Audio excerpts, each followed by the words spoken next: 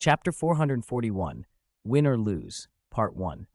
Progenitors from the other powers in the limitless primal space watched closely. This coming war would reshape the future balance of power across the realm. It's almost time. From a distance, the 89 progenitors of the Heavenly Origin Camp observed. They were the largest single force in the limitless primal space, occupying half the territory for countless years. Now they faced a challenge from the Cultivator Camp.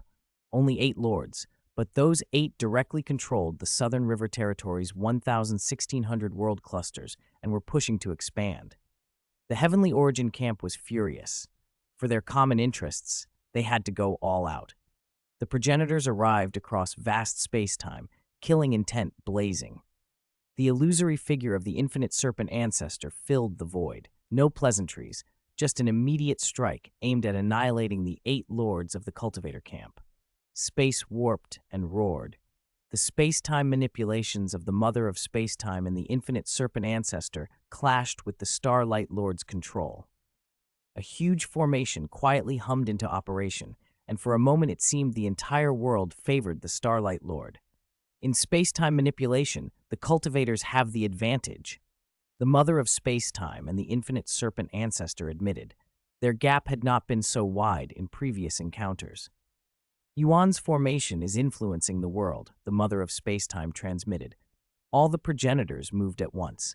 Among them were 5 wielding the highest level of life power, manifesting as Crimson, Azure, or Verdant, and 39 progenitors devoted to self-preservation techniques who had drilled and coordinated repeatedly. The synergy of those 39 self-preservation powers forged an optimal cooperative defense. Defensive forces, immortal powers, world power, domains, all operated in unison. Their domains are too strong. My formation can't penetrate them, Yuan transmitted, surprised. They're prioritizing self-preservation. The Heavenly Origin Camp treated the Cultivator Camp as a genuine threat. They hedged for defeat before considering victory. Self-preservation came first. The 39 combined self-preservation powers unnerved the 8 lords. Each power had been weakened into a primordial Tao form, but the sheer number was overwhelming. The progenitors abandoned risky close combat grappling and unleashed coordinated, combined killing techniques instead. Illusions descended, probing the minds of the lords. The 8 lords' wills were extraordinary, and they saw through most of the tricks, but the chaotic blend of illusion and reality still unsettled them. With Yuan's aid, the Starlight Lord, who had the advantage in space-time manipulation, began projecting timelines. The progenitors saw possible futures, complete infinite mixed origin spaces in which future and present selves overlapped and interfered. Mother of Space-Time, suppress his timeline interference, Limitless Progenitor ordered. With Yuan's formation assisting and the Starlight Lord burning his main combat avatar, his timeline interference is very strong, the Mother of Space-Time replied. She'd already done everything she could. Attack. Ignore everything else. Attack with everything you have. While protecting themselves, the progenitors poured coordinated techniques onto the 8 lords. Invisible poisons spread. A few even penetrated all obstructions and invaded flesh and soul. World-destroying powers descended. Vast crushers, massive explosions, silent annihilators that dissolved matter, and insidious forces that made bodies slowly decay. Omnipresent powers erupted repeatedly inside the cultivator's formation. Causality-based attacks and soul-targeting techniques struck. Occasionally, terrifying destructive forces found ways to pierce Yuan's formation. Wulan and Luo Feng teamed to hold back what they could, but destructive strikes still bypassed them and struck the other lords. It's good Yuan and Luo Feng have improved. This makes our job much easier, Mo Man said quietly. Naigu, Jin, and Ming Huang felt more relaxed. In the past, under such relentless assault, their injuries would have worsened until defeat. Now the situation was different. These scratches, barely worth mentioning. My main combat avatar's energy is restored instantly, Luo Feng reported. Yuan and the Starlight Lord were burning their main combat avatars continuously, each breath consuming roughly 10% of their reserves to coordinate the 8 lords' powers. Yuan's formation amplified the lords' collective might and reduced the attacks that actually hit them. Starlight's space-time advantage weakened incoming blows, and Luo Feng's healing replenished energy. Together, the lords felt the onslaught as little more than wind and frost. "The Heavenly Origin Camp's assault can't threaten us," Yuan said with a smile. "Let's show them what we can do," Moman replied. "Year's killing formation." Yuan gave the command. After blocking the progenitors' attacks, the Eight Lords counterattacked. They activated one of their major formations, the Year's killing formation. The formation's fluctuations spread silently. No corner escaped its scrutiny. Luo Feng drew his blade. The blade light was condensed to a single thread, perfectly merged with space-time power and resonating with the formation's fluctuations. Under the Hunyuan space rules, the blade light threaded through timelines of past, present, and future, rendering many defensive techniques useless because they couldn't touch the blade light. To the progenitors, the blade seemed to attack from multiple timelines at once, impossible to clearly perceive or intercept. "Can't see it clearly. There's no way to block it." They tried to evade and intercept, but the blade moved like an illusion. This blade flows through different timelines. Unless all timelines in this time segment are blocked, one timeline will be hit, the mother of space-time transmitted. "Don't worry," Starlight replied. "Although the blade can flow through timelines, it must return to the present when it strikes. Its ability to move through timelines means its raw power isn't enormous." The blade light snapped back into the present and swept past a progenitor, cleaving it in two. Omnipresent life power stitched that progenitor back to full strength in an instant. "The blade's power isn't huge, yet it can split me in two," the progenitor fumed. The Year's killing formation's blade threaded past progenitor after progenitor. In 2 or 3 breaths, it had swept through all of them. The progenitors were puzzled. Split in two? With their vitality, being split shouldn't mean death, especially with multiple self-preservation formations amplifying their recovery. "These 89 progenitors have all had some information collected," Starlight transmitted. Though the Year's killing formation's power was limited, it penetrated formation defenses easily and was ideal for rapid intelligence gathering. Knowing oneself and the enemy raises the chance of victory. Starlight immediately relayed a plan. He always took the lead in determining battle tactics between the two camps. Still, even a perfect plan could not substitute for strength. The 89 progenitors held their guard. The 8 lords, who had been mainly defensive, had countered with what seemed like a weaker formation. But the fact that it could cleave through their formation defenses and split progenitors in two, even without killing them, made the progenitors uneasy. The 8 lords then intensified their suppression. Present timeline power surged without restraint. The battle formations of both sides collided in a flurry of techniques that even distant progenitors found shocking. As expected, the Cultivator camp's strength has already surpassed my Ice Peak camp, the Ice Peak ancestor observed from afar. Could Ice Peak still hold the 20% of territory it occupied? 89 progenitors versus 8 lords? Other observers recalculated the Cultivator's strength. Luo Feng burned his main combat avatar. The blood shadow blade in his hand surged with power. The force of a destruction world empowered it. All the 8 lords except Wu Lan burned their main combat avatars and fed their might into the formation.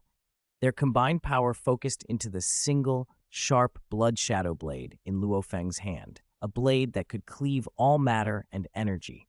Though the 89 progenitors' formations had formidable defenses, the combined might of the 8 lords, concentrated into Luo Feng's strike, tore through every obstacle.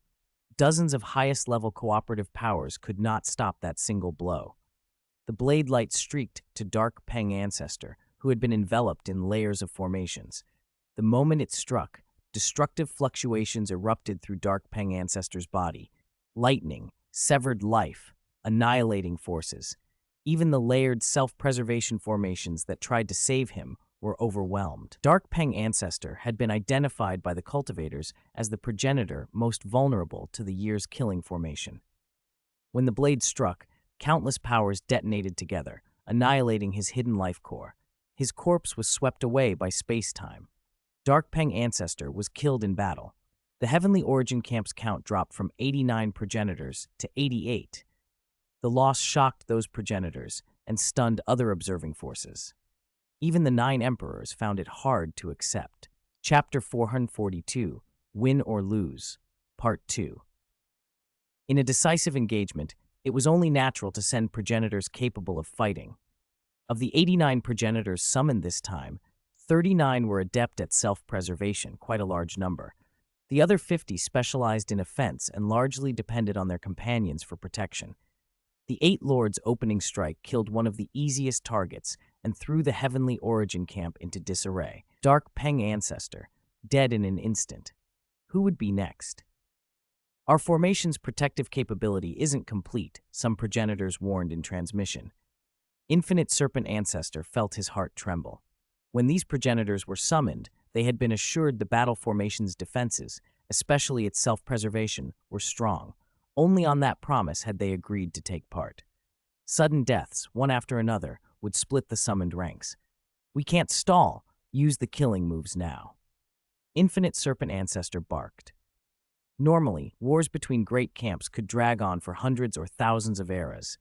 The sensible plan had been to probe the Eight Lords' true strength before committing the kill moves. Using them too hastily might be wasteful. But the situation had changed too fast. There was no time to hesitate.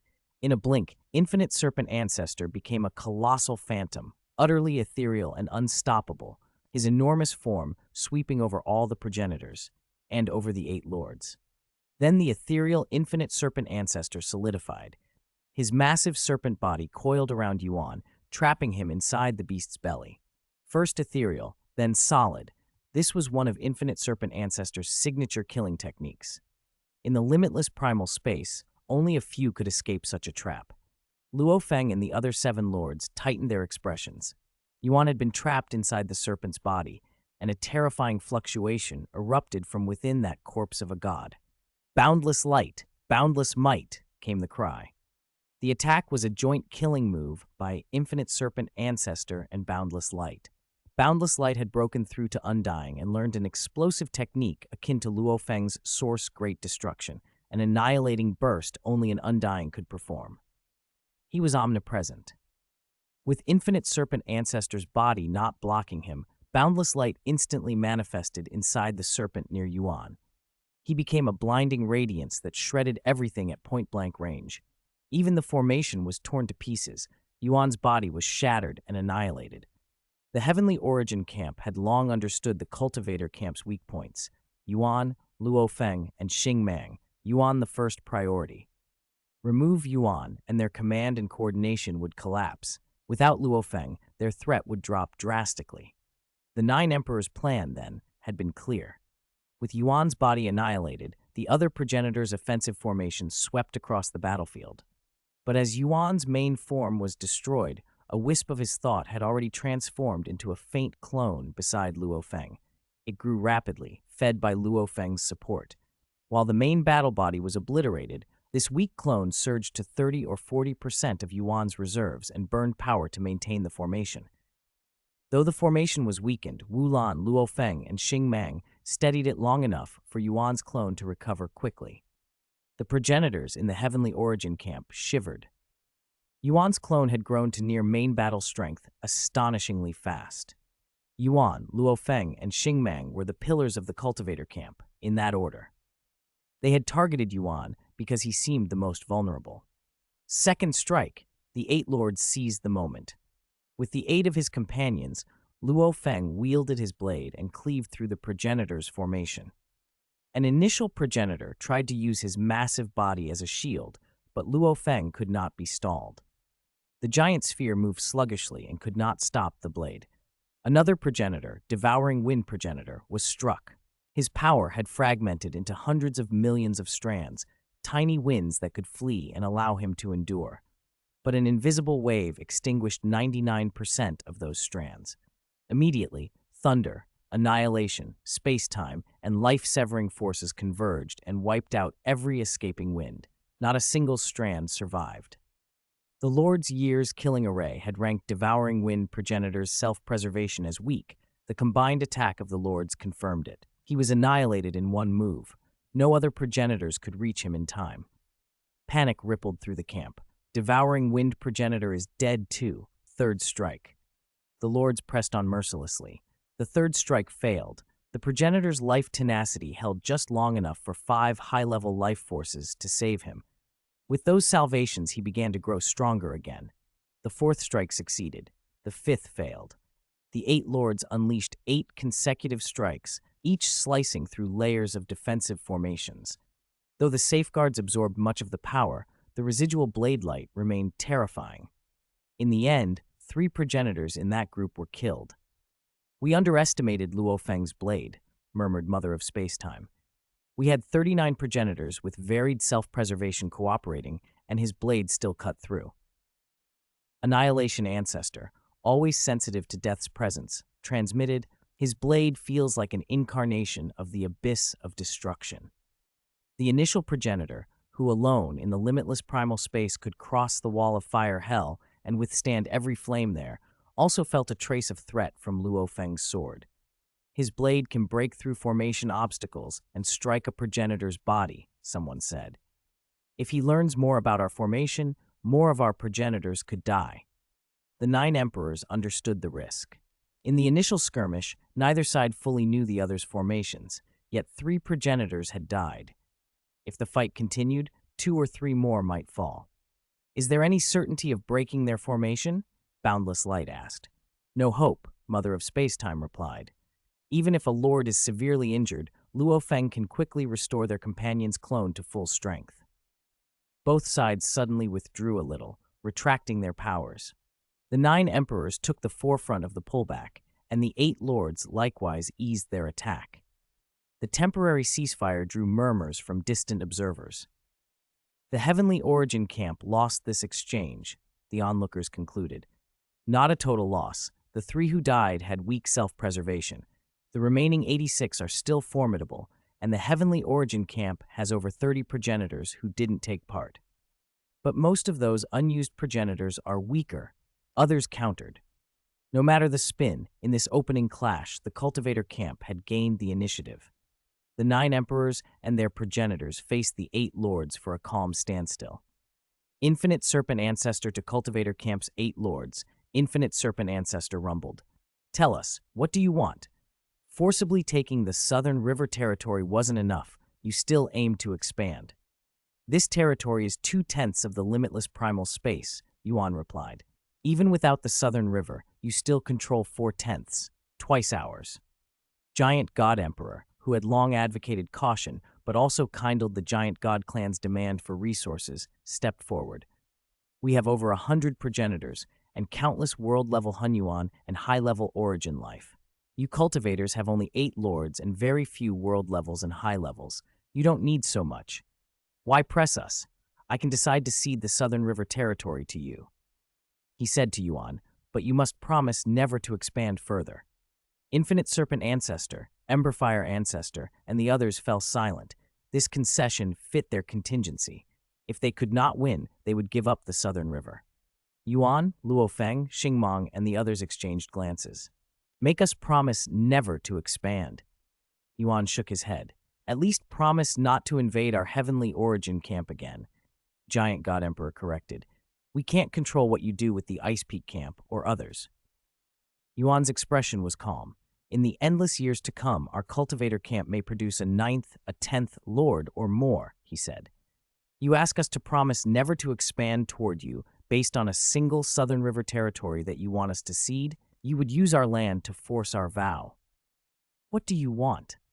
Infinite Serpent Ancestor asked quietly, sensing the camp's willingness to negotiate but not to be coerced. Yuan answered evenly, "We don't need limitless resources, but all source worlds are kin to us. We have one request. From now on, all source worlds within your territory shall forever be under the command of the cultivator camp. If you agree, we will promise never to invade the Heavenly Origin camp again." Luo Feng, Xingmang, Wu Lan, Ming Huang, Jin Naigu, Mo Man, and the other 7 lords all nodded slightly. This had been their united decision. The 9 emperors and countless other progenitors were stunned. Infinite Serpent Ancestor could no longer restrain himself. The proposal was audacious, a bid not for land alone but for spiritual command over the source worlds within Heavenly Origin territory. The standoff after the exchange of blows had transformed into a negotiation that could reshape the balance of power across the limitless primal space. Chapter 443, Split. The most valuable resource for the Infinite Great Serpent Clan was the Source World origin. The Infinite Serpent Ancestor itself was already undying, and for the sake of its clan, it could not give that up. You want all Source Worlds within our territory handed over to you? You're delusional, the Infinite Serpent Ancestor said coldly. There is no room for negotiation on this. All Source World beings are our kin, Yuan replied frostily. Our cultivator camp has labored for generations. We intend to reclaim them all. We cannot tolerate Source World beings serving as your food forever. The Infinite Serpent Ancestor let out a dark chuckle. You want every Source World? Then it will come to full-scale war. At that time, the countless Source Worlds in your cultivator territory will be dragged into the fighting as well. Around them, the progenitors and the 8 lords radiated intense killing intent. Full-scale war? Yuan said indifferently. The lords are undying. We'll see how many of you progenitors die in that battle. Ha! The Heavenly Origin camp needs blood and fire, Annihilation Ancestor said with relish. Only through blood and fire can a life core grow, and only then can more undying be born. Full-scale war, who would be afraid? Limitless smiled. Progenitors who had reached the undying level did not fear death. Those on the verge of breakthrough, like Annihilation Ancestor, actively welcomed the chaos, believing a brutal war would hasten their evolution. The fate of the lower ranks was a lesser concern. Procreation and the continuity of the clan were all that mattered. Many lives would be sacrificed in the process. The Heavenly Origin camp has dominated the limitless primal space for too long, Luo Feng said. Wielding the power of a destruction world and able to enact periodic purges, he was favored by the abyss of destruction and ready for a great slaughter. If negotiation failed, war was the only alternative. On one side stood the undying 8 lords. On the other, the undying 5 progenitors and more than 100 lesser progenitors. A full-scale war would bring heavy casualties. Yet some, like Annihilation Ancestor, longed for the carnage. It would benefit their advancement. What you want is only the Source Worlds? Giant God Emperor interjected, drawing cold glares from the Infinite Serpent Ancestor and Annihilation Ancestor. Yes, Yuan nodded. Life core evolution resources aren't important to the Cultivator Lords. We only care about the Source Worlds. The rest of the vast territory contains countless other resources, and those will remain yours. As for the mysterious lands, we'll compete for them fairly. That last point, the mysterious lands, had always been left to fair competition, with refinement and control determined by ability rather than arbitration. Do you also promise that, for endless years to come, you will never again invade Heavenly Origin camp territory? Giant God Emperor pressed. Our 8 lords promise all progenitors never to expand, Yuan answered. Giant God Emperor considered the answer, then addressed the gathered progenitors. The 8 lords collectively promise to stop expanding. In return, they ask only that all the Source Worlds be handed over to them. I don't think Source Worlds are all that important to us. Source Worlds are very important to us, the Infinite Serpent Ancestor said, fixing its gaze on Giant God Emperor. Our Giant God clan doesn't care, Giant God Emperor replied. Your Infinite Great Serpent clan does, but over time, the strengths of other progenitors haven't changed much. Infinite Serpent Ancestor, your clan depends too heavily on the Source Worlds. Abandoning them might be a form of tempering for your life cores. If your Giant God clan can give them up, then do so, the Infinite Serpent Ancestor said, but shook its head. We cannot agree to that condition.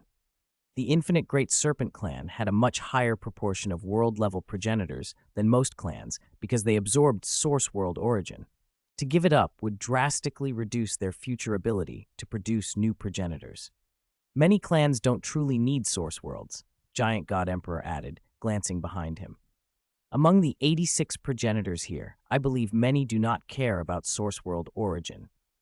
That remark stirred unease.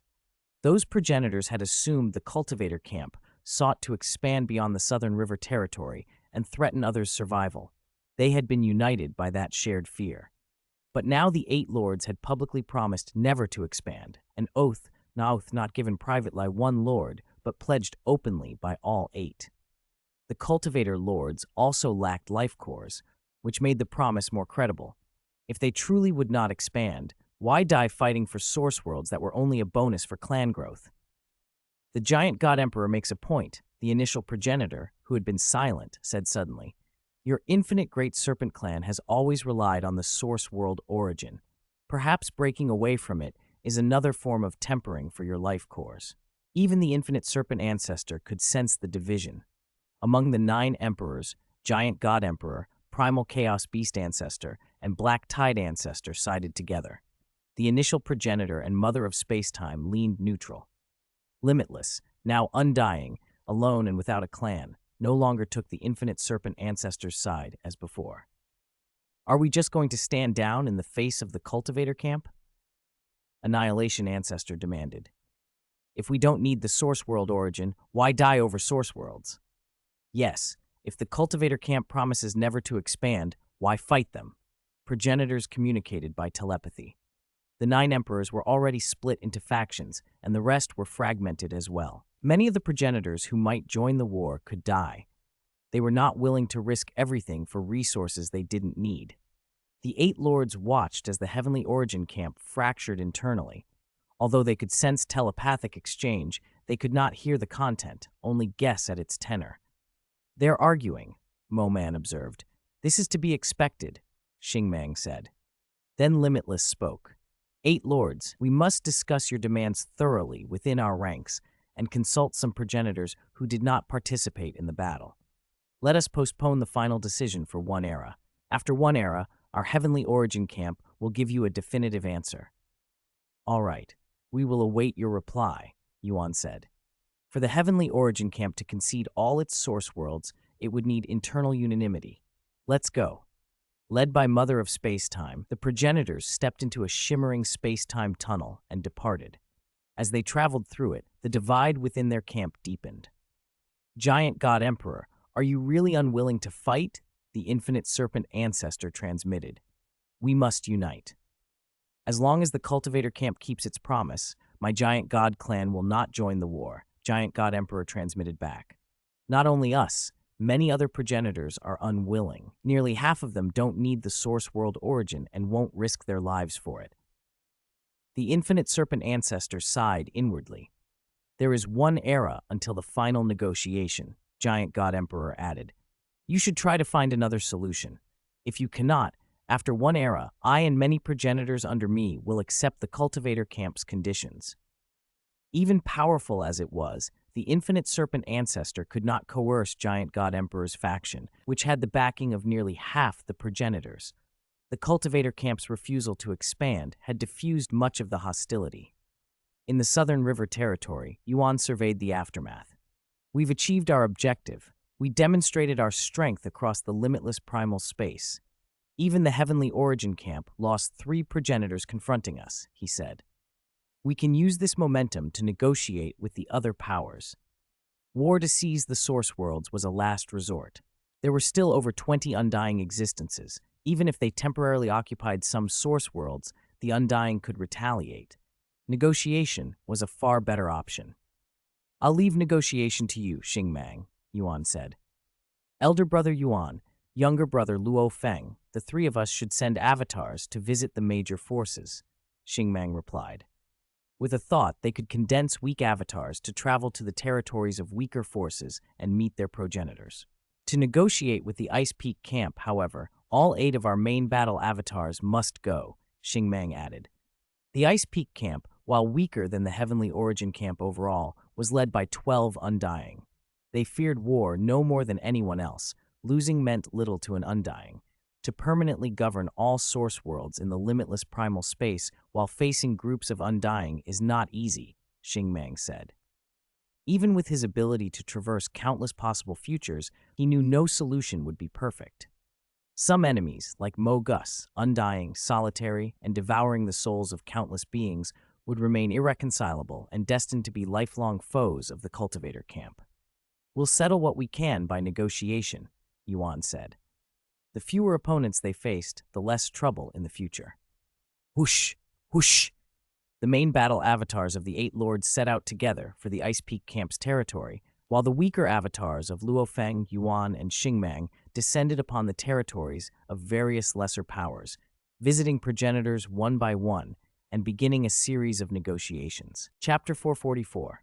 Negotiation Results. The three avatars of Xingmang, Yuan, and Luo Feng crossed layers of space-time and materialized before Kafushu.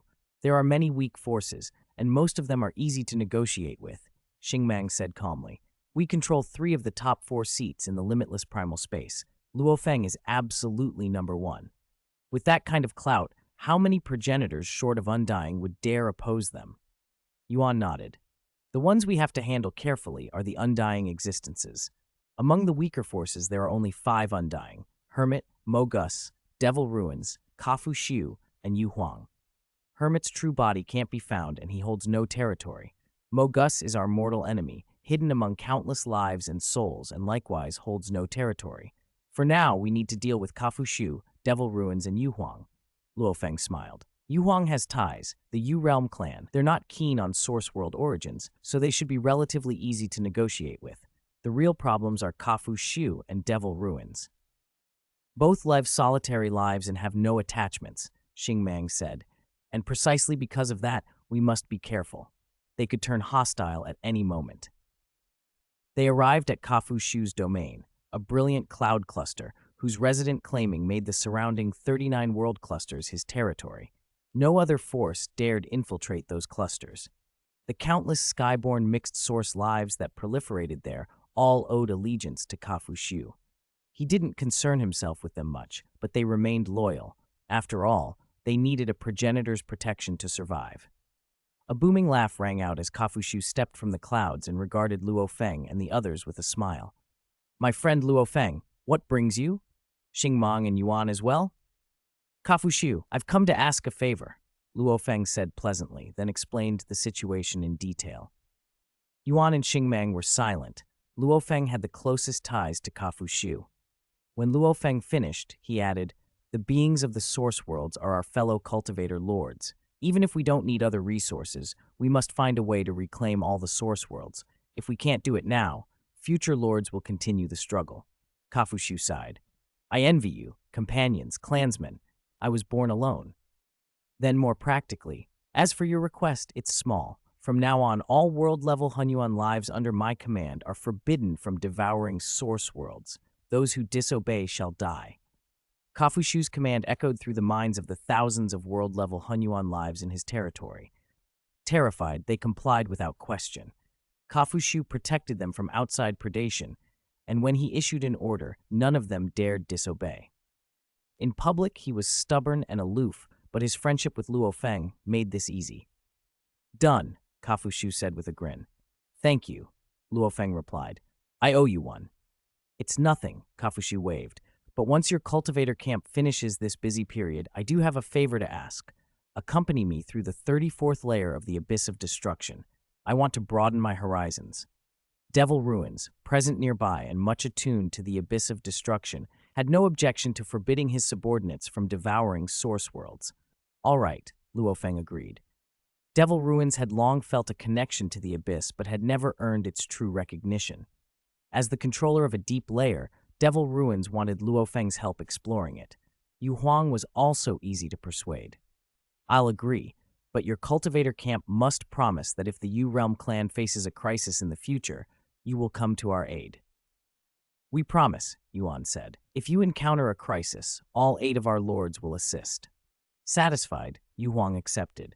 He was already undying, but the Yu Realm clan's overall strength was weak. Reaching agreements with these 3 undying made the remaining progenitors far easier to sway. If they didn't want to die, few would remain obstinate when Luo Feng, Xingmang, and Yuan appeared together. Within a single day, all the weak forces had been persuaded, excluding Hermit and Mo Gus, who held no territory. The main combat avatars of the 8 cultivator lords set course for the core of the Ice Peak camp. The weak forces are secured, Yuan reported with a smile. We were fortunate to have Luo Feng, otherwise Kafu Xiu and Devil Ruins wouldn't have agreed so readily. The other lords were pleased. The first stage of negotiations was a success. The allied weak forces controlled 2/10 of the territory, and all source worlds within that share would henceforth belong to the cultivator camp. The Heavenly Origin camp and the Ice Peak camp will be the hardest, Xingmang said. Luo Feng nodded. One side had more than 100 progenitors, each with their own ambitions. The other side had 12 undying existences. "I'll try to win them over," Yuan said. "I'll send avatars to speak to them privately first." Among the 12 undying of the Ice Peak camp, the 5 strongest were Sha Zhou, Ice Peak ancestor, Pu Cheng ancestor, Wu Gu ancestor, and Xu Sai Wei. When Yuan first became a lord, the cultivator camp had only him. He advanced and retreated mainly alongside the Ice Peak camp. As the cultivator camp grew stronger, the two sides drifted apart, but many of Yuan's personal friendships with Ice Peak progenitors remained deep. "Yuan, it's up to you," Xingmang said. With a thought, Yuan dispatched numerous avatars and visited 9 of the progenitors privately. He avoided the Wind and Thunder Sea 3 emperors. Their relationship with him was too poor for a productive visit. "Elder brother Yuan, your kindness was the greatest in helping me become undying," Xu Sai Wei said warmly. "I will help you." "Thank you, Xu Sai Wei. I won't forget your support. If you ever need anything, come to me or to the whole cultivator camp," Yuan replied, moved. Xu Sai Wei had repeatedly aided him without demanding anything in return. "This is the resource list," Yuan presented to Pu Cheng ancestor. The Ice Peak and Pu Cheng clans were the largest within the camp.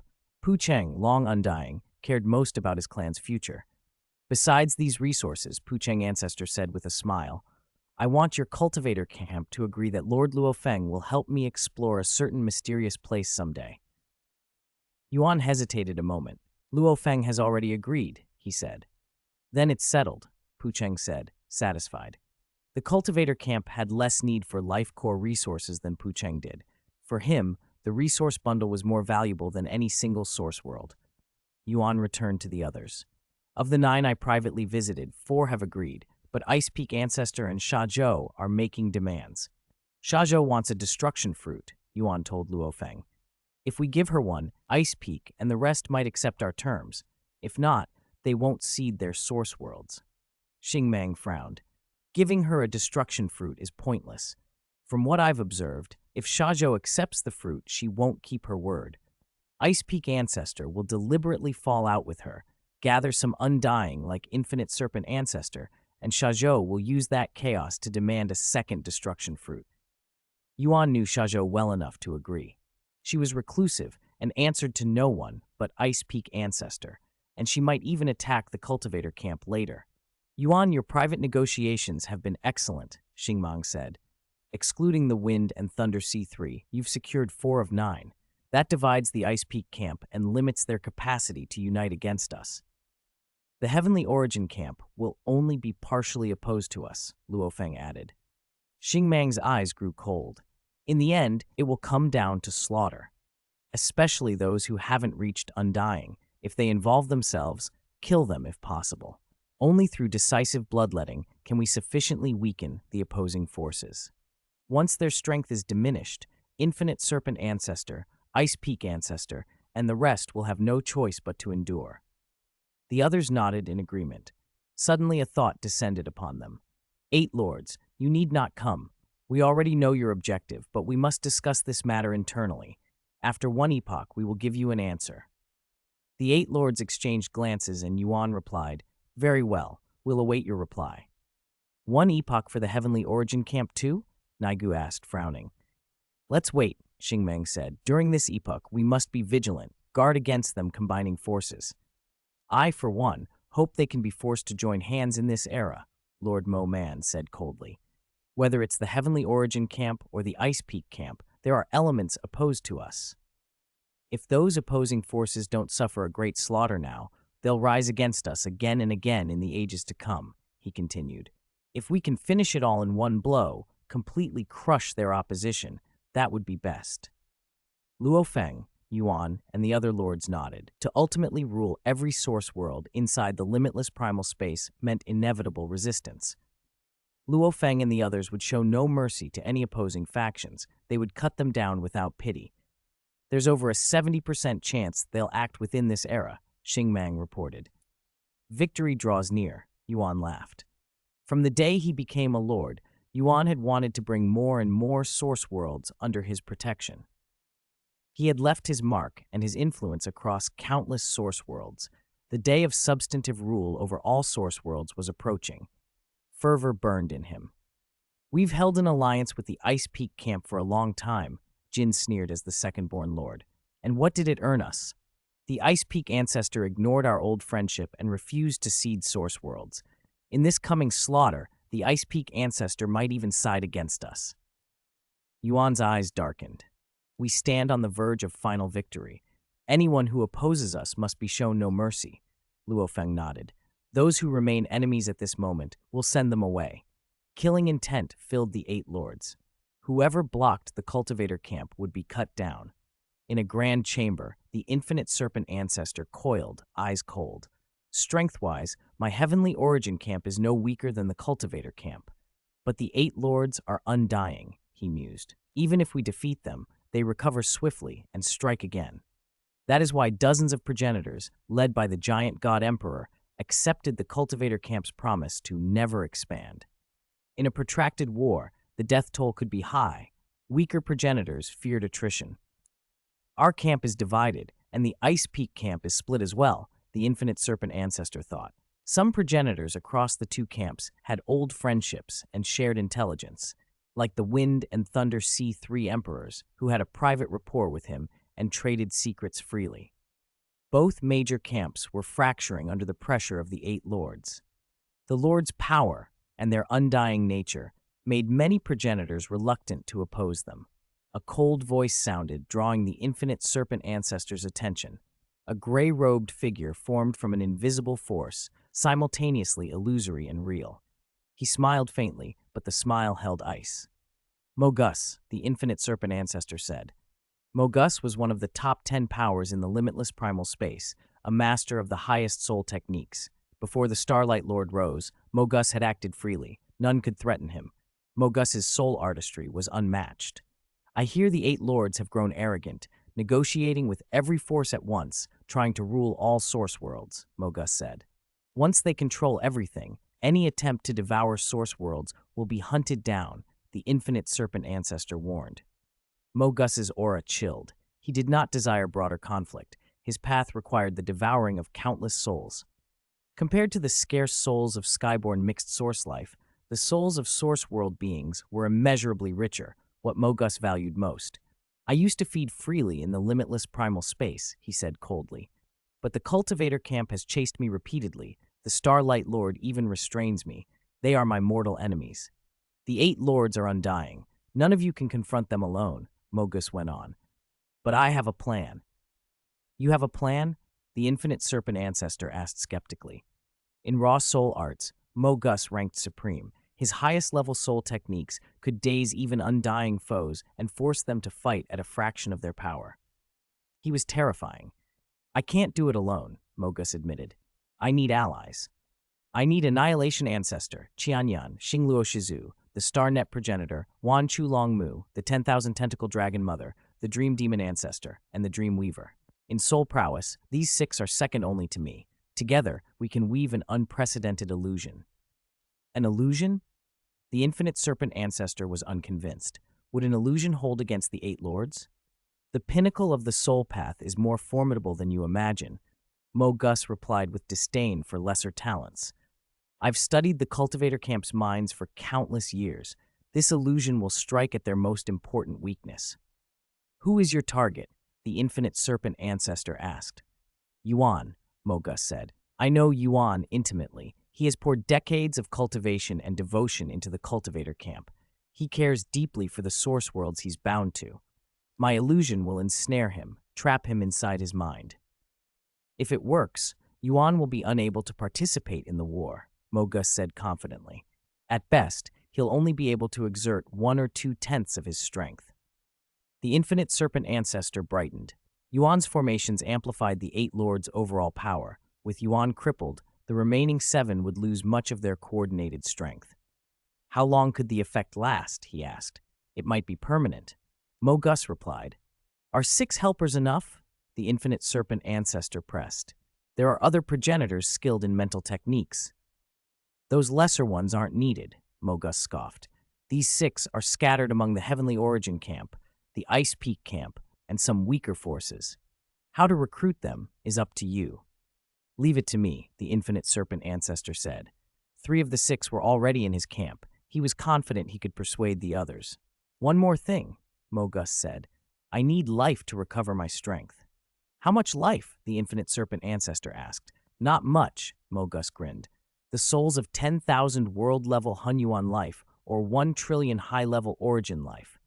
The infinite serpent ancestor winced.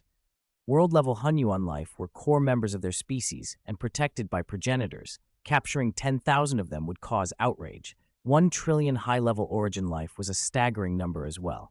I'll find a way, he said slowly. Deposit those lives in the infinite world when ready, Mogus instructed. Xingmang has chased me, but he won't dare invade the infinite world.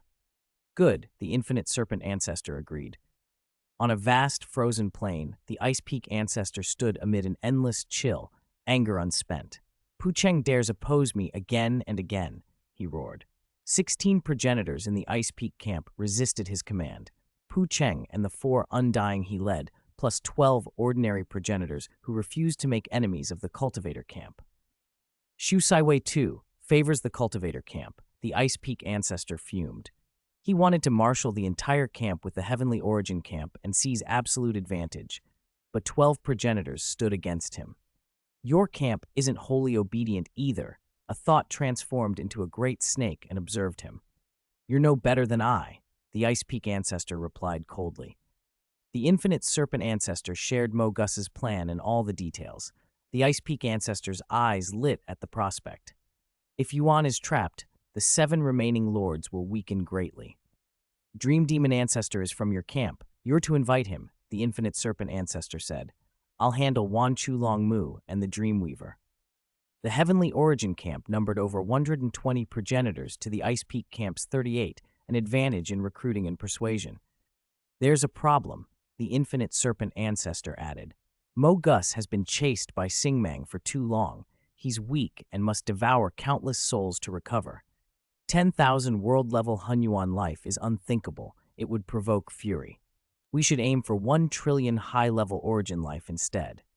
By our populations, the Ice Peak ancestor proposed, you supply 700 billion, I supply 300 billion. The infinite serpent ancestor agreed. They both meant to cooperate earnestly and act discreetly. The infinite great serpent clan could harvest the necessary high-level origin life silently across the limitless primal space. Opposing forces hurried to prepare. Some progenitors from weaker factions who had previously negotiated secretly with the cultivator camp, like Wan Chu Long Mu and the Dreamweaver, found themselves tempted by coercion and immense resources. They broke their agreements with the cultivator camp and sought refuge with the Heavenly Origin camp, bringing their clans into the coming war. Meanwhile, more than 1 trillion high-level origin life were quietly captured from various regions and gathered in the infinite world. Mogus, inside that place, began to devour souls in secret, rapidly regaining his lost strength. Chapter 446, Targeting Meta. In a void over the Southern River territory, a palace floated in the air. The main combat avatars of the 8 lords waited there, patient and tense. In one wing of the vast palace, Luo Feng and Jin sat drinking together. The progenitors of the 2 major camps are gathering, Jin said, lifting his wine. The meeting of those progenitors could not be hidden from the 8 lords. The 2 great camps that oppose our cultivator camp have joined hands, Luo Feng agreed. They are our greatest threat. If we can defeat them, we stand a chance to rule all source worlds forever. To rule all source worlds, Jin murmured. I never expected our cultivator camp would one day have the chance to protect all cultivators. Jin smiled at Luo Feng. When I first became a lord, the cultivator camp had only Yuan Lord and me. We were so weak then. The living conditions were terrible. In over 90% of the territories, beings of the source worlds were merely food, and we didn't dare to object. Yuan Lord tried every way he could to cultivate juniors. I did my best to choose the right ones, Jin said, looking at Luo Feng. Across the whole limitless primal space, everyone else were progenitors. Only Yuan Lord and I cultivated from source world beings. Do you know what that felt like? Luo Feng could understand. Even now, there was an unspoken gap between the cultivator lords and the progenitors. Only now, with 8 lords, did their strength demand caution from other factions. Yuan Lord clung to the Ice Peak camp, Jin went on. I actually despise that. As an Undying, I don't like currying favor.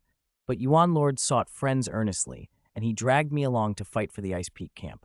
With their support, the territories we ruled were larger, and we suffered fewer disturbances. But Mo Gus kept devouring Source World souls, and the Infinite Great Serpent clan kept doing the same. What could we do? Yuan Lord and I, just two lords, how could we take on the Infinite Great Serpent clan, the largest skyborn mixed source race? I wanted to tear off their pretense, Jin admitted, but Yuan Lord wouldn't allow it. If we tore off the facade, our territories would be destroyed in no time. We couldn't storm the infinite world. Stoking open war would only make things worse. Endure and make friends, he said. Yuan Lord has countless allies. Among the 12 Undying in the Ice Peak camp, Ice Peak Ancestor is first in influence, and Yuan Lord can rank second. Someone outside their camp can still be second only to Ice Peak Ancestor. Jin sighed. My temper's worse. I don't have a single friend in the Ice Peak camp. All I could do was train juniors. If one becomes a lord, that's the best outcome. He regarded Luo Feng. Although I disagree with some of your ideas, I admire you greatly. Because of you, the Cultivator camp changed, and now we have a chance to rule the Source Worlds. Luo Feng nodded. The power of the Cultivator camp now depended on the 8 lords. No one person could do it alone. Jin raised his glass. Luo Feng did the same. Despite differing philosophies, they shared a goal, to end the large-scale devouring of Source World beings. Yuan and Xingmang sat together nearby. Mo Gus is recovering inside the infinite world, Xingmang said. I sense him gaining strength fast, but he's hiding in that place and we can't reach him. The infinite world gathers many progenitors and grants mysterious advantages. We can't attack him there. Only if he steps out will war be possible. If we want to rule all source worlds, Mo Gus won't stand aside, Yuan said coolly. He and we are mortal enemies. Mo Gus is the strongest on the soul path in the limitless primal space, Xingmang warned. If he gathers progenitors skilled in soul techniques, his threat will be terrifying. Soul cultivation is the foundation of life. Every lord knew its importance and its difficulty. The soul path offers no grand Tao to emulate. Reaching God King on the soul path is farther than any had gone. Mo Gus has fought us for so long. He knows you well, Xingmang said. You and Luo Feng are the 2 critical pillars of our camp. Mo Gus knows little about Luo Feng. Luo Feng can occupy the 34th level of the abyss of destruction. Mo Gus may avoid that and focus on you. In my estimate, there's over a 90% chance he will strike at you. Yuan only smiled. Don't worry. He's gathering soul-proficient progenitors. Their moves are unpredictable, Xingmang fretted. Yuan stared across the limitless primal space and said calmly, I have waited too long for this day. No one can stop me. Xingmang watched him. Yuan grinned and added, Trust me, they will crash and burn. One by one, ancient existences across the limitless primal space waited for the coming battle. Its outcome would decide the fate of countless source worlds. They're here. Yuan, Jin, Wulan, Minghuang, Naigu, Xingmang, Moman, and Luo Feng, the 8 lords, stood in the void and watched as the space ahead split open. A curtain of time and space seemed to be pulled back, and 82 terrifying figures descended. They were led by 14 Undying, Infinite Serpent Ancestor, Ice Peak Ancestor, Sha Zhou, Undying Ancestor, Mo Gus, and others, accompanied by 68 chosen progenitors. Even now, the Eternal Land counted only 30 members. The 2 sides arrayed in this fight nearly matched that size. I've known you a long time, Brother Yuan, Ice Peak Ancestor said coldly. I never thought it would come to this. You have been overbearing, wanting to take all source worlds. We skyborn mixed source races are born to devour source worlds. You asking us to stop is an insult to all progenitors. Yuan looked at Ice Peak Ancestor and at Sha Zhou beside him. Sha Zhou stood in gray robes, eyes unreadable. I can understand your instinct to devour, Yuan replied, impassive. But we are cultivators. If we have the power, we must resist. We only ask the right to survive and multiply. We promised, if you stop devouring source worlds, we won't expand. Yet you refuse. Then there is only war. The 2 sides faced each other. The progenitor force numbered 82, fewer than the 89 they'd sent last time, but stronger overall. 9 more Undying were present, and some extremely powerful progenitors had been recruited from weaker factions at great cost. The other side was 8 cultivator lords, the weakest of whom still ranked among the top 20 in strength. Since talk won't work, let's see whose strength prevails, Infinite Serpent Ancestor said icily. And the 82 progenitors struck.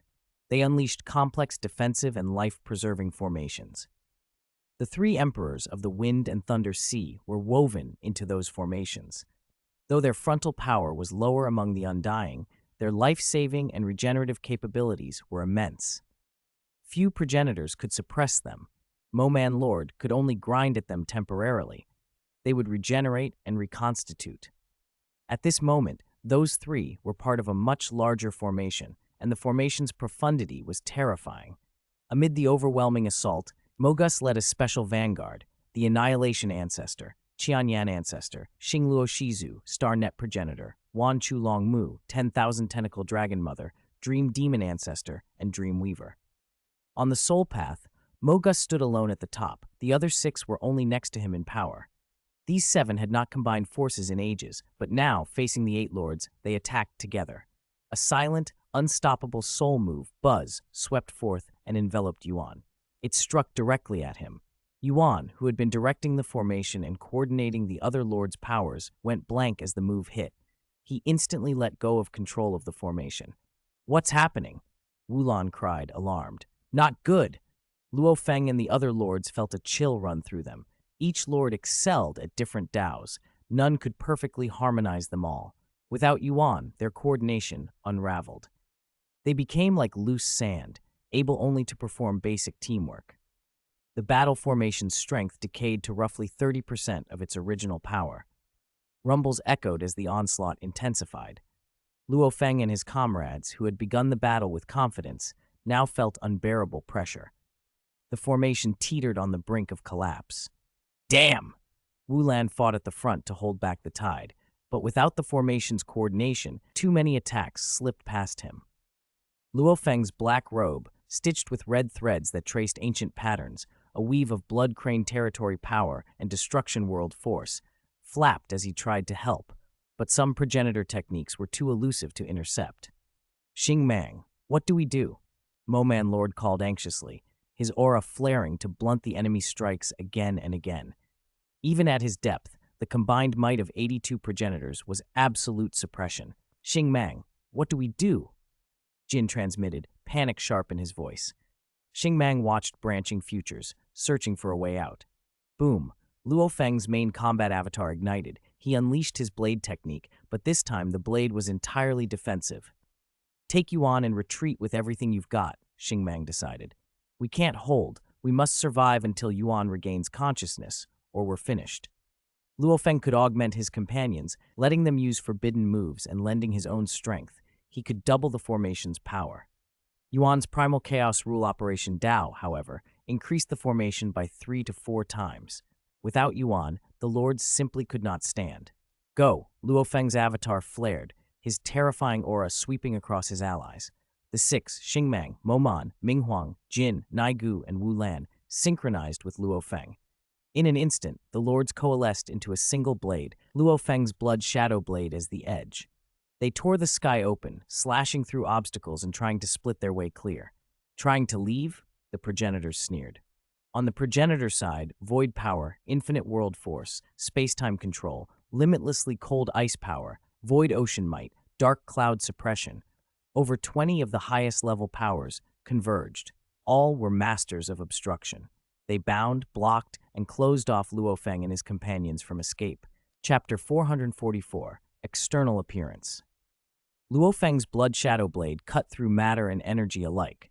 With the support of the lords around him, its light easily sliced through the opposing obstructions. A streak of blade light flashed, and they shook off the progenitor's pursuit completely. When the interference weakened, Xing Mang's control over space-time improved. The blade light pierced space-time itself. In an instant, the progenitors gave up the chase. "Can't catch up," someone said. "That blade of Luo Feng's is strange," Ice Peak Ancestor observed. "Everything that blocks it seems to split in two." "Unstoppable," agreed Wugu Shizu. Even if the obstructing force were twice as strong, it still couldn't stop that blade light. Mother of Spacetime added, Yuan can perfectly integrate different forces. He amplifies the formation's power many times over. Luo Feng's power is personal. If he wants to leave, we can't stop him. Luo Feng is formidable, Initial Shizu said. Whether they escape now or later won't change much. Infinite Serpent Ancestor's mood was excellent. His voice rolled through the void. The Lords are undying. Even if one or two main combat avatars get cut down temporarily, they recover quickly. The real victory today is that Yuan was gravely injured. Emberfire Ancestor nodded.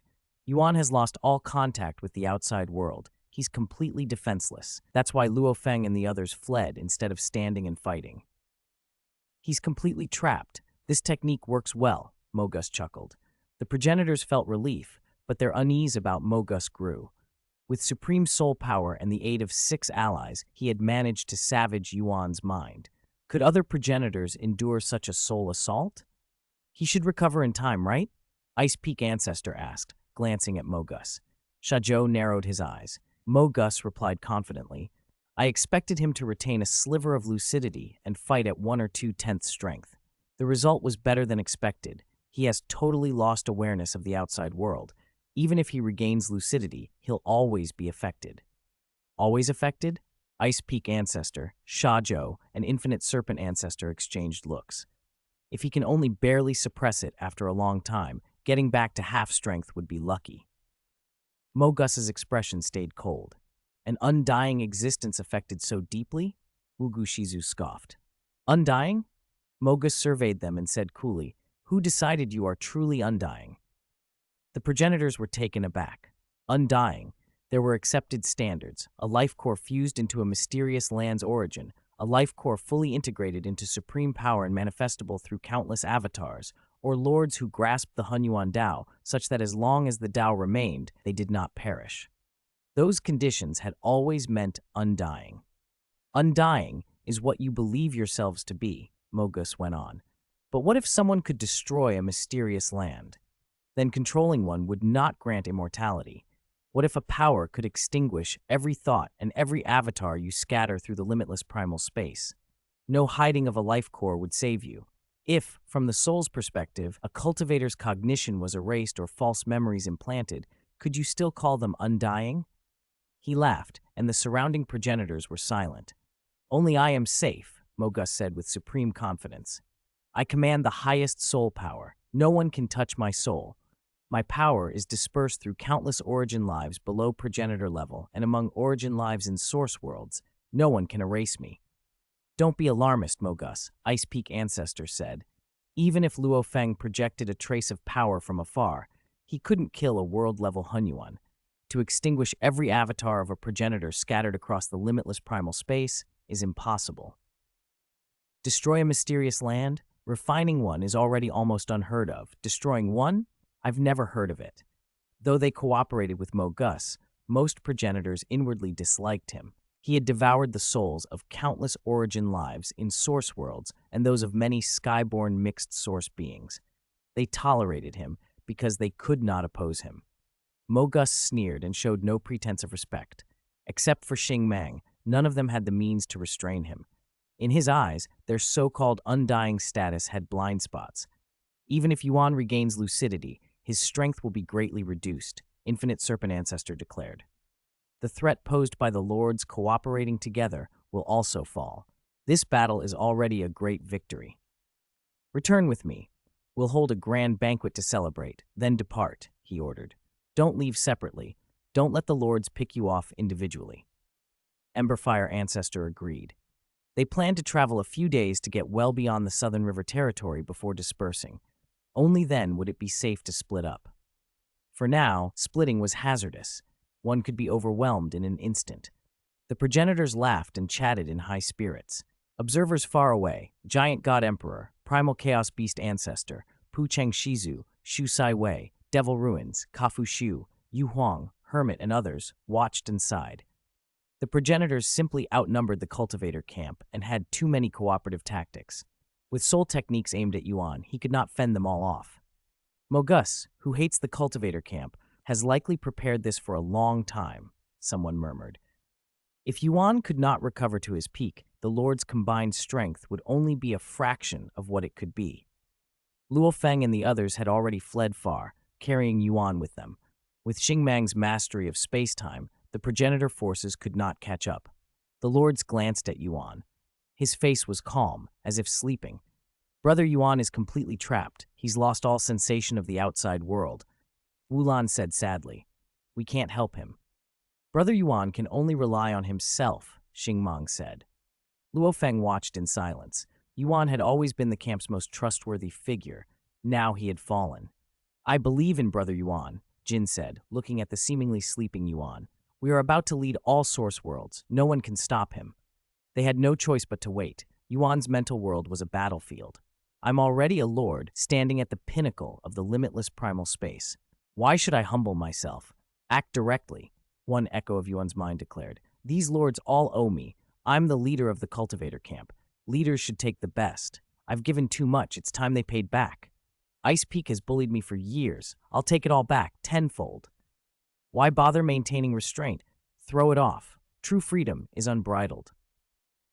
The infinite Great Serpent clan has devoured and slaughtered me too often. I'm undying. Why tolerate it? I'll slaughter world-level Hunyuan like Xingmang and Luo Feng until they no longer dare to prey on source worlds. Only by casting off restraint, by being ruthless, can one seize real power. At that moment, Yuan's mind held 7 distinct consciousnesses. Besides his long-cultivated main consciousness, 6 others had been formed and nurtured by the massive illusion that had attacked him. These 6 were born from his own countless thoughts, each reflecting suppressed aspects of his nature, the uninhibited, the domineering, the venomous, the obsessively fair, and so on.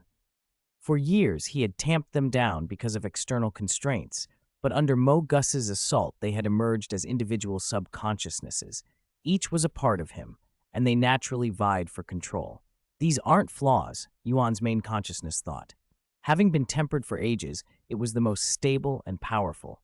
It could suppress 6 subconsciousnesses, but doing so drained the mental energy available for external combat. These are things I once longed for, the main consciousness realized. How can what I most yearned for be erased? He looked at the 6 subconsciousnesses and smiled a little. Clever of Mo Gus, he used my own thoughts as food to cultivate new consciousnesses. Because they originated from me, they can't be wiped out. Seeing that, Yuan understood nothing could be permanently erased. Many of those subconsciousnesses reflected desires he had secretly endorsed. The primal chaos rule Operation Tao, with the origin as its core, could embrace all rules. Light and dark, benevolent and greedy, fierce and uninhibited. They were all part of him. He decided immediately. With his strongest core consciousness, he encompassed the 6 subconsciousnesses, guiding them through his primal chaos rule Operation Tao mental system. Gradually, the fragments merged. As they did, his cognition shifted. Guard the origin, he intoned. Everything else is external appearance. As his main consciousness and the 6 aspects fused, they influenced one another like the workings of the primal chaos rule.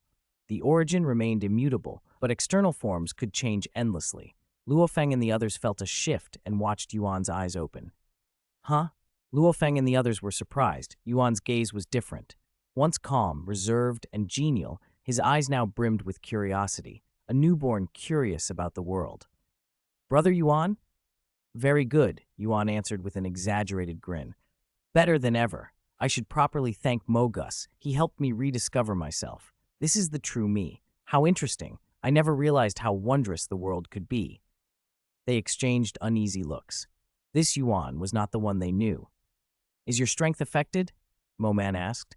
No impact, Yuan said confidently. Not the slightest. That was the core reason he had chosen to merge.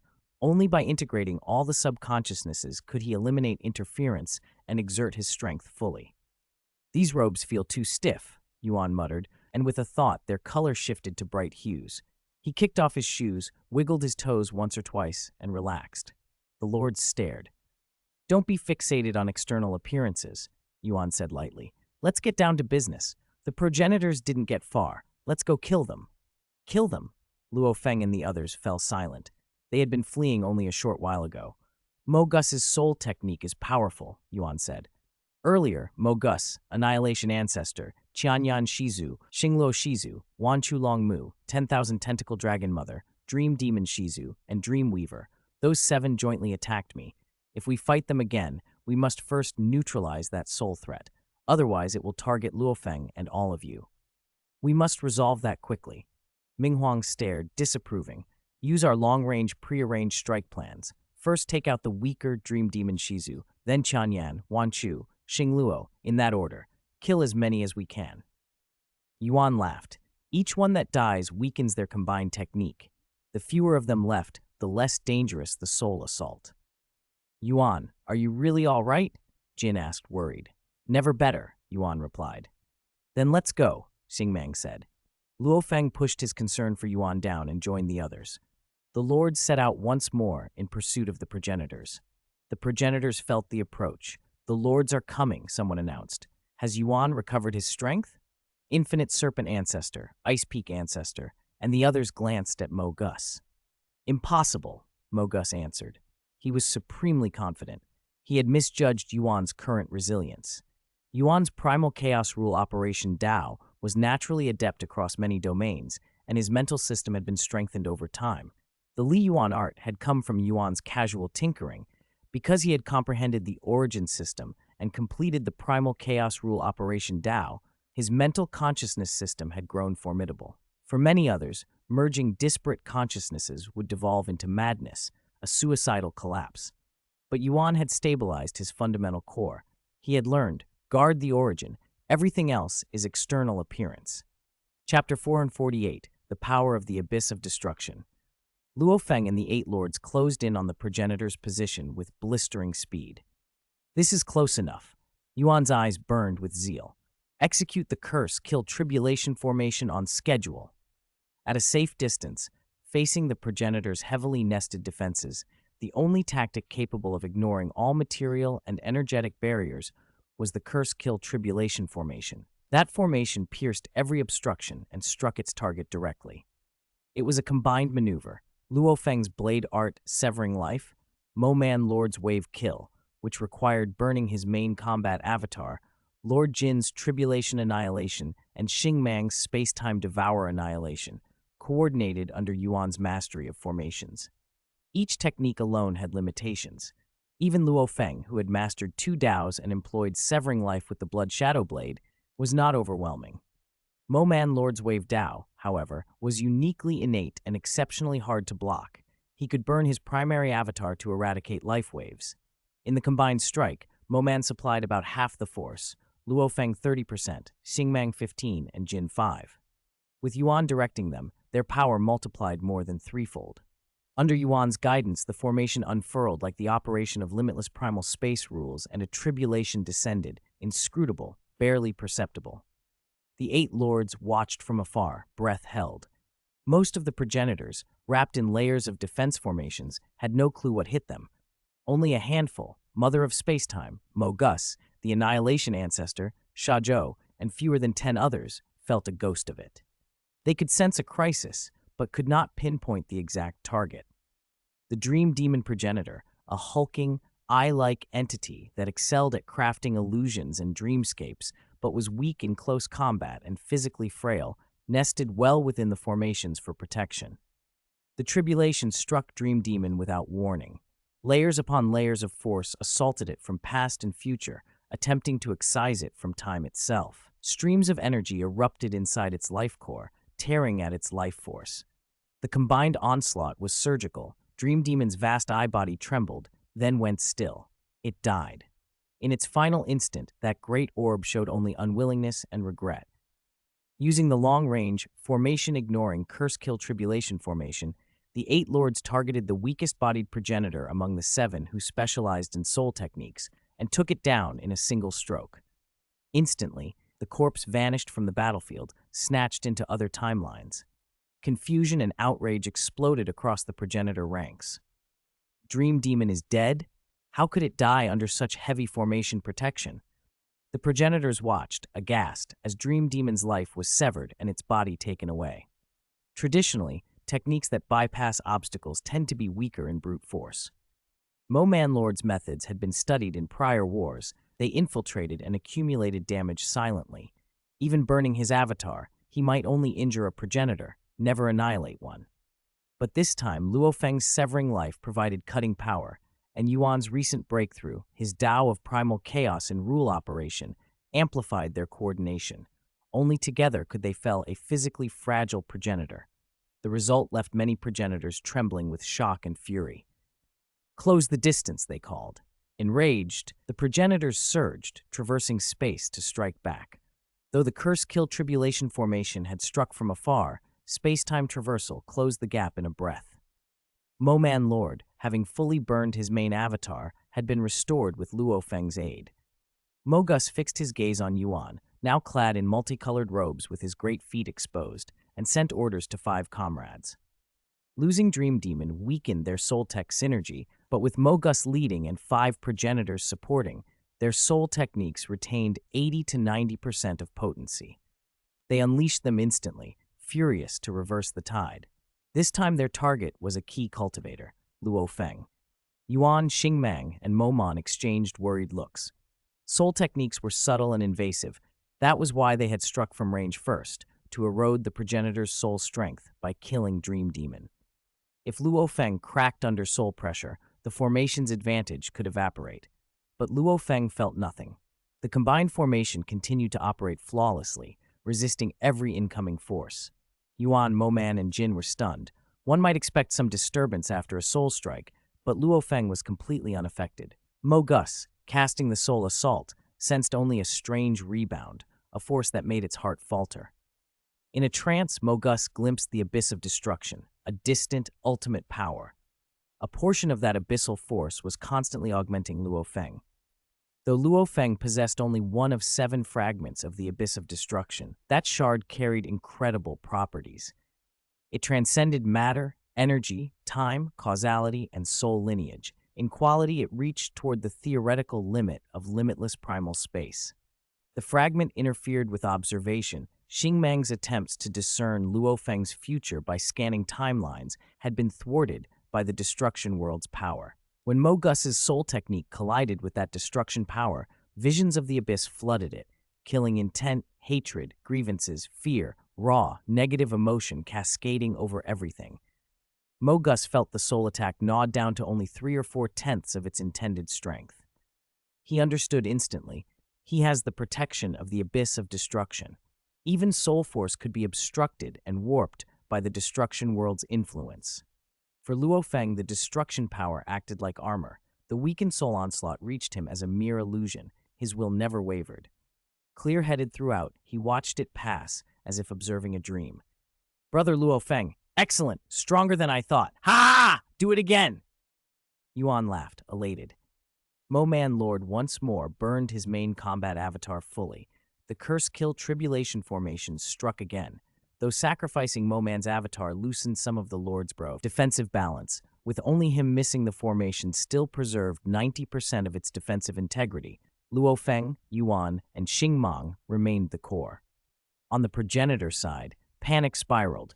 Qianyan progenitor, second weakest among the 7 soul specialists, was terrified. Its life core cracked under the second strike and it perished instantly. Its corpse, too, vanished, taken by Xingmang. The loss of 2 progenitors in quick succession spelled disaster. Watching this, the progenitors understood the grim arithmetic of the battle. The 8 lords' coordination was flawless. Yuan had shaken off the initial interference and recovered. Luo Feng was untouched, and Xingmang could not be pinned down. 3 crucial targets could not be harmed, yet 2 of their soul specialists were dead. If the fight continued, the tally would only worsen. Defeat loomed. Chapter 449. The original ancestor was slightly injured. What do we do? They'll target us again next time. The ones most panicked were Wan Chu Longmu, 10,000 Tentacle Dragon Mother, Xing Luo Shizu, Star Net Progenitor, and Dreamweaver, specialists in soul techniques whose physical bodies were weak, only marginally stronger than the 2 progenitors who had already died. Mogus had become arrogant and overconfident. Annihilation Ancestor and the others were true undying existences and among the 9 emperors. But Wan Chu Longmu, Xing Luo Shizu, and Dreamweaver were vulnerable in body, and that made them the most fearful right now. Among the 8 lords, Only two have weaker mental fortitude, Lord Jin and Lord Naigu. Mogus had lost twice already and lacked confidence. This time, we go for the weak ones. Previously, he'd been too cocky. Mogus had studied Yuan thoroughly and designed his killing method specifically for him. That tactic would be less effective against others. Yuan and Luo Feng were the linchpins of the Lord's formation, so they were singled out.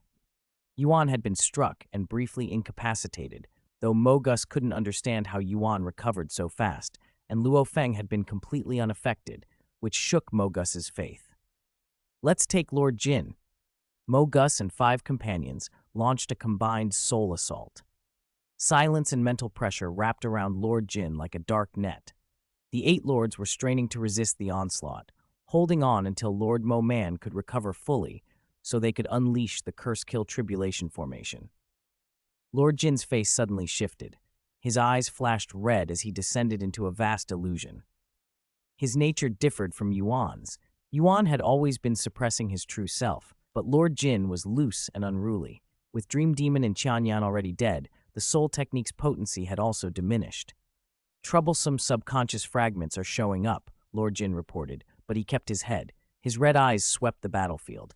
I need to divert attention to suppress them. I can probably exert about 60% of my strength.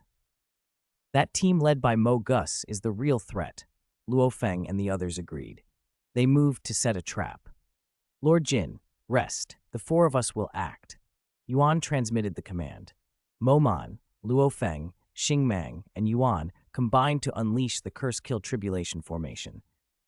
Even with Lord Jin partially out of action, the formation's power didn't diminish much. Yet when you tried to fully annihilate a progenitor, sometimes that lingering bit of strength made all the difference. The curse-kill tribulation slammed into Wan Chu Long Mu, whose body was wrapped in layers of defensive formations. She felt time itself being erased, her life core's vitality snipped away, her life force violently fluctuating. She writhed a dozen tentacles in agony, but held on stubbornly. Her life force was inherently stronger than Dream Demon's or Qianyan's, and with the curse-kill formation weakened by the losses on the progenitor side, she managed to endure. If she could hold for even a moment, her allies' abundant life energy would soon restore her fully. I withstood it. I withstood it. Wan Chu Long Mu cried out. Infinite Serpent Ancestor, Ice Peak Ancestor, Sha Zhou and others breathed easier. If even Wan Chu Long Mu, physically fragile though powerful in life force, could survive, the pressure on the more robust progenitors would be lessened. A killing move that ignores everything still has its limits, Infinite Serpent Ancestor transmitted. Under soul techniques, the Lord's strength is waning. Eventually, they'll collapse. Let's go after Naigu. Mogus's confidence rose a bit. He and 5 allies cast their soul techniques at Naigu. In the past, Naigu and Lord Jin had been vulnerable to mental attacks. Among the 8 lords, they were the 2 weaker wills. Now they were being targeted again. Naigu's eyes chilled. He gave a slight twist of his neck, and one head after another sprouted. 9 new heads, an imposing manifestation of his power. Naigu, are you all right? Wulan and the others called, worried. Naigu's answer was calm. My strength is unaffected. Fortunately, 2 progenitors have already fallen, weakening that technique. The awakened foreign bloodline isn't so strong. I can sever them with the heart-severing method. Heart-severing method? Yuan and Luo Feng's faces went grave. They'd studied Naigu's inheritance. The heart-severing method actively cuts off individual subconscious fragments and lets them become independent while still under a degree of control, a form of cluster consciousness rather than a single unified mind. Naigu's Hunyuan bloodline path always had the lingering problem of bloodline wills resisting control. He had created the heart-severing method as a workaround, but he hadn't used it until now. The soul attacks had provoked his bloodline wills so strongly he could no longer suppress them, so he had to split them off one by one. So outwardly, Naigu's strength remained the same, but his cultivation foundation had changed, from a single main consciousness to a cluster of severed minds. The more fragments, the greater the pressure on his core. The other lords looked on helplessly. Lord Jin's condition was still better. He could operate at 60% and might recover to 80 or 90 with time. Naigu, however, had suffered a structural shift in his foundation. What the future held for him was uncertain. "This is the cost of war," Xing Mang transmitted. "Find a way to keep pressuring Wan Chu Long Mu, Xing Luo Shizu, and Dreamweaver." "Kill into the formations," Yuan ordered. If the curse kill couldn't dispatch Wan Chu Long Mu, how could it deal with the others? The Eight Lords didn't hesitate. They combined their power for another killing technique, the heaven-severing blade formation. They called on the Blood Shadow Blade's power to sever all matter and energy. The Lords jointly controlled it. Luo Feng even burned his main combat avatar, pouring in 30% of his reserve to empower the attack, more than what Mo Man, Lord Jin, or Ming Huang had furnished in their avatars. Boom. The Lords and the Blood Shadow Blade became one dazzling streak of blade light, so brilliant and overwhelming it stung the eyes of every progenitor. The blade light patrolled the folds of space and time, slicing through the highest defenses and shearing layers off the progenitors' formations. Even those layered, apex defensive systems were cleaved open. "We can't block it." Shock and dread ran through the progenitors. Mo Gus, Annihilation Ancestor, Wan Chu Long Mu, Xinglo Shizu, and Dreamweaver shifted focus to Ming Huang with another soul technique. The two lords with weaker wills had already been neutralized. The remaining lords all had formidable minds. "I'm fine," Ming Huang transmitted coolly. Her expression never changed. The minor subconscious fragments that had sprouted in her mind were annihilated by her terrifying mental will, golden lightning that smashed them utterly. "It's useless." Wan Chu Long Mu, Xingluo Shizu, and Dreamweaver panicked. "The Eight Lords are coming for us. We must hide." "Don't be hasty. They still have to break through our formations.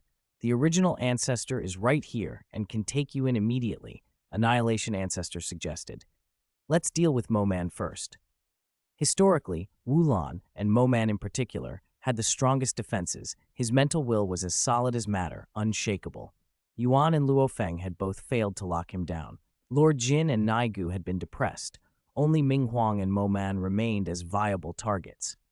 If the soul techniques were at full strength, they might threaten Ming Huang and Mo Man, but at 60 to 70% potency, Mo Man endured. As an existence of the pure primordial fluctuation path, his main consciousness crushed any derived subminds. Kill! The Eight Lords pushed through countless obstacles and burst into the core space, bearing straight down on Wan Chu Longmu, Xingluo Shizu, and Dreamweaver. The three progenitors no longer tried to fight. Each rushed toward the original ancestor. The original ancestor, the absolute sphere, silently enveloped them, allowing them to hide within its interior. For a moment, Wan Chu Longmu, Xingluo Shizu, and Dreamweaver finally felt safe. Then a strip of blade light, terrifying and precise, tore into the interior of that absolute sphere. All three progenitors watched in horror as the blade light sliced past them and carried through their bodies. The progenitor side erupted in indignation and shock. The blade light, perfectly controlled by the Eight Lords, had actually cleaved into the original ancestor's body. The cut was thin but had penetrated halfway through. "We combined our strength and only cut this deep?" Luo Feng and the Eight were surprised. Normally, even cleaving a progenitor in half produced only a moderate injury. A true kill required annihilating the life core. This half-deep wound was barely a light injury. The original ancestor recovered instantly. If the Eight Lords had acted alone, the cut would maybe only have scratched the surface, Luo Feng realized. But the sight shattered the progenitor's morale. If even hiding inside the original ancestor could be pierced, shelter became meaningless. "We can't win. We can't keep fighting. Retreat! Retreat!" Panic spread. Over half the progenitors transmitted requests to withdraw. Infinite Serpent Ancestor, Ice Peak Ancestor, and the other undying existences, seeing the original ancestor cleaved halfway through, realized no non-undying being could hope to withstand such a blade. All fighting spirit drained away. They understood, in that instant, that this battle was lost. They might never again gather so many progenitors for a desperate fight. "Retreat," Infinite Serpent Ancestor ordered reluctantly. Ice Peak Ancestor echoed the command. In truth, when Yuan had recovered from the Mo Gus team's killing move, the tide had already begun to tip toward the cultivators. Now, with the original ancestor pierced, even if only lightly, the progenitor's hope fractured. Chapter 450. Ending. A burst of limitless light erupted, enveloping each progenitor. In the next instant, they vanished, retreating into the initial. Only 14 undying beings remained in the open. "Retreat," the mother of spacetime ordered, ferrying her companions into a sliver of spacetime and fleeing at once. As they withdrew, the Ice Peak Ancestor, the Infinite Serpent Ancestor, and the Wu Gu Ancestor turned to look at the Eight Lords. "Don't chase," Xing Mong said. Most of the progenitors who had joined this battle possessed powerful life-preserving abilities. With the layers of formations they had prepared, killing them had already been nearly impossible. Now that they were hidden inside the initial, even if Luo Feng and the others could slash into the initial with a single blow, the remnant blade light would not endanger the more than 60 progenitors sheltering within. If the progenitors were determined to escape, the Eight Lords had no way to stop them. The 14 Undying were silent. They had been forced to withdraw. That in itself announced the outcome. "Reluctantly or not, the result is before our eyes. We lost," the Limitless Ancestor admitted. "Even with the formations we set up, the blade light from the Eight Lords penetrated deep enough to threaten the progenitors. The progenitors are unwilling to press the fight, and we cannot force them. The number of beings who reach the Undying Realm is small," the Emberfire Ancestor added. Mogus snorted. "I can still hurt the Lords somewhat. You have no means at all?" "The Eight Lords are almost flawless in matter, energy, fluctuation, and life," the Ice Peak Ancestor replied helplessly. "Yuan's formations coordinate them perfectly. As a team, they block every avenue. Only in the soul aspect are all 8 of them not expert." He cast a look at Mogus.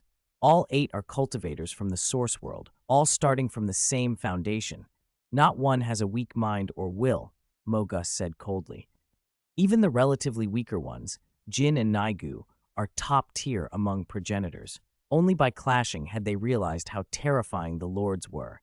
I can confirm that Yuan, Jin, and Naigu were struck by my soul techniques," Mogus added. "During the clash, we couldn't tell whether they were wounded." The Infinite Serpent Ancestor and the Ice Peak Ancestor exchanged glances. The combined strike of the 8 Lords had indeed been fearsome. Mogus fell silent. In truth, Yuan and Naigu had been at peak strength. Jin had been weakened, but with all 8 united, Jin's injury had little effect. "I did what I could. With only 6 helpers, that's the most I could manage," Mogus said, then looked over the 13 assembled. "Unless you find a much stronger soul specialist, I will not confront the Lords again." With that, he disappeared without a sound. His body was almost entirely soul power. No one could track him down except Xing Mang. "Mogus is gone," the Infinite Serpent Ancestor said. "From now on, I doubt he'll dare face the cultivator camp directly. At best, he'll go hunt souls in secret." "What can we do now?" the Ice Peak Ancestor asked. "There's little we can do," the Infinite Serpent Ancestor answered. "The progenitors fear death. Without strong guarantees of safety, they won't join large-scale battles. Only we, Undying, do not fear them. But even if we band together, they would blast us apart. We must first build strength," the Infinite Serpent Ancestor continued. This time, Luo Feng's rise shifted the balance for the cultivator camp. In the future, perhaps a progenitor among us will emerge who can rival Luo Feng, changing the equation. Or maybe someone like Yuan might be born, capable of coordinating formations so perfectly. In the art of formations, the progenitors lagged far behind Yuan. Unfortunately, Pu Cheng, Xu Saiwei, the giant god emperor, Kafu Xiu, Yu Huang, the hermit, and others refused to join, the Ice Peak Ancestor said. "What the 2 of us mustered is barely half of the progenitor's strength." Across the limitless primal space, progenitors who had not joined the fight watched from afar.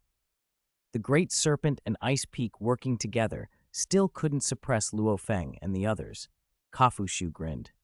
"The 8 Lords have already sworn not to expand, yet the Great Serpent and its allies wanted to force them down? That's just asking for humiliation. Although they lost, the cultivator camp will still have substantial leadership. The Great Serpent and its peers simply won't acknowledge it," Yu Huang said. "Given the Great Serpent's temperament, it won't submit. When an opportunity arises, it will surely retaliate." They were ancient beings with endless patience. Losing now did not mean permanent defeat.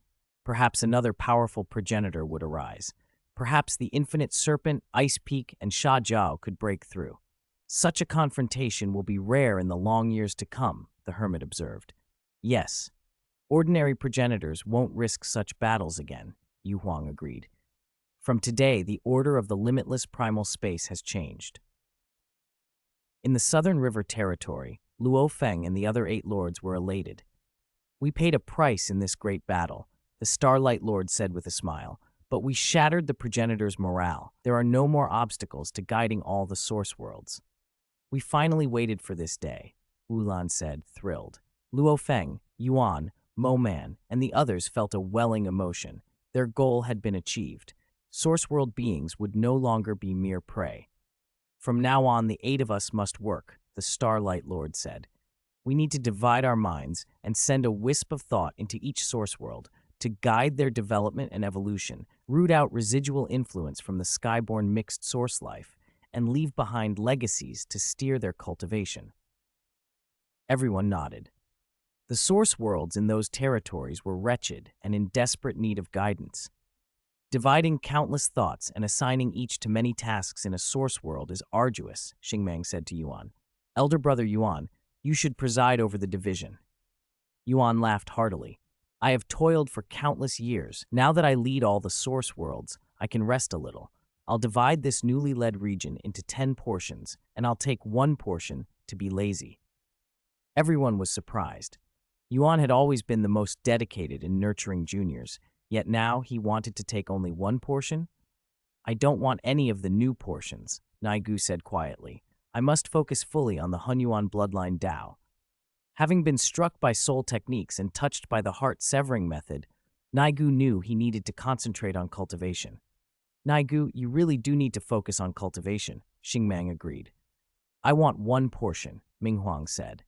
The injured Jin, though weakened, still asked for a portion. Wulan and Moman likewise requested 1 portion each. The cultivator territory and the Southern River territory already contained vast realms. Adding more newly led lands would be great responsibility. 10 new territories. Naigu takes none, and 5 of us will each take 1, Yuan counted. That leaves Luo Feng and Xingmang. The territory is too vast to travel, Luo Feng said. I'll take 2 portions. Xingmang, who could traverse space-time faster than anyone, was better suited for managing larger areas. He frowned. You should take 3 portions. In the coming years, I must set up the full space-time net for the Southern River territory. The newly led source worlds are even more desolate and remote. I don't need to build the entire net for every region, but I must establish simple teleportation channels and create a great many worlds to serve as space-time anchors. I really can't manage more than 2 additional portions. We'll help create worlds where needed, Lord Moman offered. And I'll need your help. With the newly led lands spread throughout the limitless primal space, there's no way I can manage everything alone, Xingmang said. For each of your territories, any worlds needed as space-time anchors must be built by you. Luo Feng listened. We have to build worlds in our new territories? Wulan, Jin, and the others felt the pressure. You already have it easier.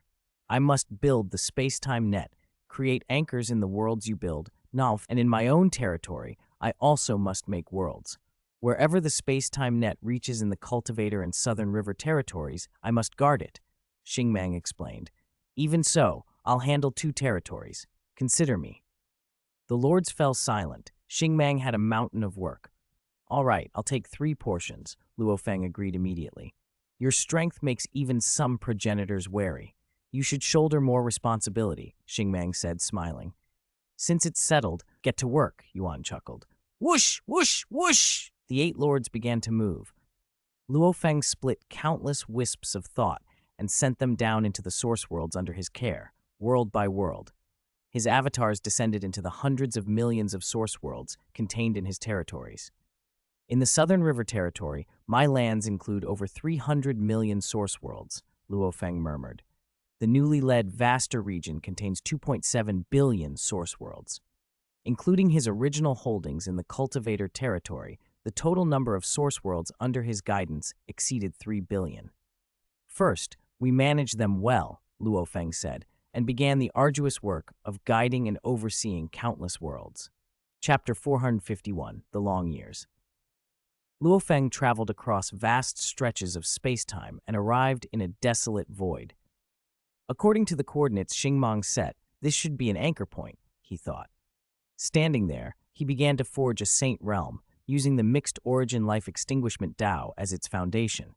Creating a saint realm was similar to constructing a lord's physical body, but it was easier. There was no need to account for movement or combat capabilities. The priority was efficiency in absorbing Hunyuan power and maintaining world stability. As a result, a saint realm could match the average energy absorption efficiency of a progenitor's or lord's true body. I'm proficient in the mixed origin life extinguishment Tao and the Hunyuan Tao of the blade, but for making saint realms, the life path is superior, Luo Feng mused. He had made several saint realms recently and grown more skilled with each one. A saint realm founded on the Hunyuan Tao of the blade would be smaller, absorb energy less efficiently, and be a harsher environment. A life saint realm, built from the mixed origin life extinguishment Tao, could be far larger, absorb energy about 300 times faster, and offer a much kinder environment for weaker life. Since these saint realms would eventually house and multiply large numbers of cultivators, Luo Feng focused on creating life saint realms. After 12 days of work, the life saint realm was complete. Luo Feng inspected it with satisfaction. The limitless primal space can spawn source worlds, but we lords can create these weaker saint realms easily, he said. Over 99% of God Emperor stage cultivators were born in myriad worlds. Making saint realms was simply that easy. In the years to come, the number of saint realms he created could far outstrip the source worlds under his domain.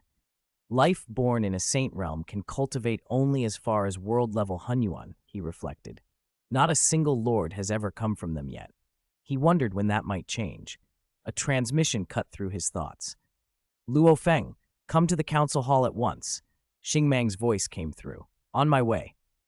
While his main combat avatar continued to seed anchor point saint realms across space-time, Luo Feng's other avatar appeared in the initial land's council hall.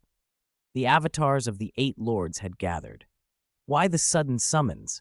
Lord Naigu asked. He had been in seclusion. Xingmang sat at the head of the hall. We were going to discuss the spoils distribution after the new territories were finished, he began, but I found something while exchanging camp resources to build the space-time net. Elder Yuan secretly diverted quite a few resources. Diverted resources? The 7 other lords exchanged looks. The spoils of war were divided into 10 shares, 1 for each lord, with the remainder communal and overseen by the camp. Any use of communal spoils required exchange and approval. What did he take? Ming Huang asked. Yuan smiled. I'm preparing to try creating a source world, he said. It's difficult and needs progenitor corpse resources, so I used 2 progenitor corpses and some minor materials. 2 progenitor corpses? Jin frowned.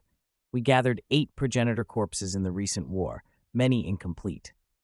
Some, like Dark Peng Ancestor and Ancestor Shi Feng, were only remnants. I took Dream Demon and Qian Yan, Yuan replied. Their corpses are the most intact and best suited for attempting a source world. Even with them, I may still need more corpses. The 7 were stunned into silence. My personal contribution is sufficient. Just deduct it directly, Yuan added. Xingmang nodded. Elder Yuan, your contributions over the ages have been immense. Even if you took all the progenitor corpses, it would be a small thing, but you diverted them before distribution. I think you are no longer suitable to guard the spoils. The camp's resources should not be stored in the initial land.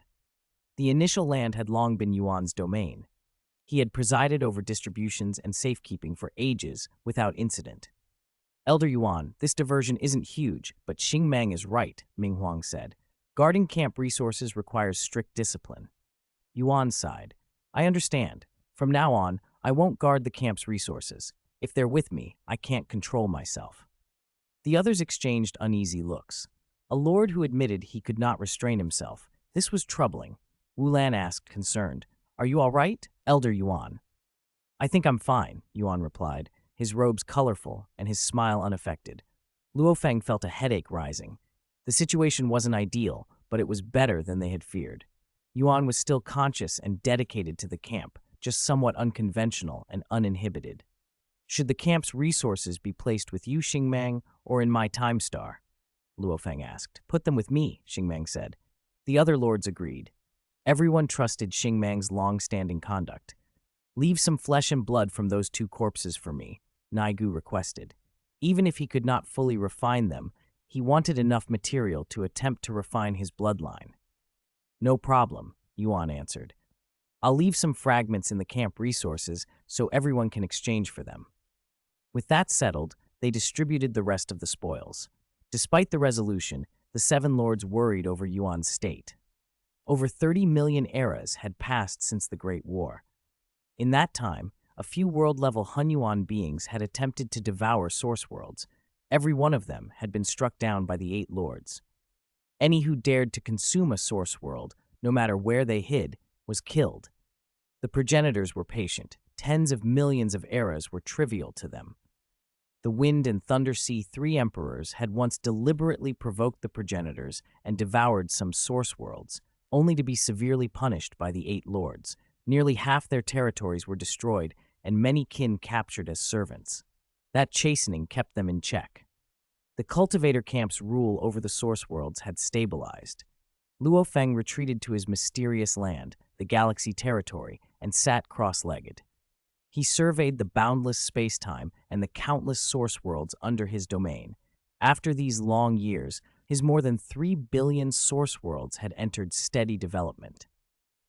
By agreement among the lords, after stripping the last threat of the skyborn mixed source life and leaving basic inheritances, these lives were allowed to evolve naturally. Over 30 million eras, my third path, the path of material, has only reached the God King ultimate realm, Luo Feng chuckled to himself. He hadn't yet reached the God Emperor stage, and the jump from half Hunyuan to full Hunyuan remained astronomically difficult. At this pace, I might be stuck at this step forever. So he had shifted most of his cultivation energy into blade techniques, where progress was slower but perceptible. He had focused on perfecting 2 signature blade techniques. The first, the abyssal blade technique, came from his study of the abyss of destruction. Luo Feng had mastered a portion of that destructive power and used it with the Hunyuan Dao of the blade. The abyssal force encompassed 34 types of destructive energy, and he learned to coordinate them with the Hunyuan Dao, the mixed origin life extinguishment Dao, the undying force, and shadow power from his mysterious lands, 5 forces in all. The coordination gradually refined the technique and increased its power. The second, the Blood Shadow Blade technique, took advantage of the Blood Shadow Blade's unique ability to cut through material energy, making it the most fitting form for that weapon. A presence arrived nearby, Xingmang, stepping through space-time. The basic construction of all space-time teleportation channels is complete, he said with a smile. I'll take a short break. You remember I asked you to accompany me to a mysterious place? Do you have time? I'm free, Luo Feng replied. Blade cultivation required long spans of time. There was no urgency. Xingmang nodded, and together they departed. Chapter 452, The Corridor of Records. Xingmang led Luo Feng as if following the lines of a map, cutting across vast stretches of space-time. Luo Feng murmured as an independent pocket of space-time formed around them, carrying the 2 lords as it plunged into the deepest reaches of the continuum. As they fell, space-time twisted and writhed in ways beyond ordinary perception. Where are we going? Luo Feng asked, watching the scene unfold. You'll see in a moment, Xingmang replied with a smile. The twisting intensified until suddenly they entered a hidden place. Luo Feng looked around in surprise. Before them stretched a corridor of time, and at its far end stood a majestic altar.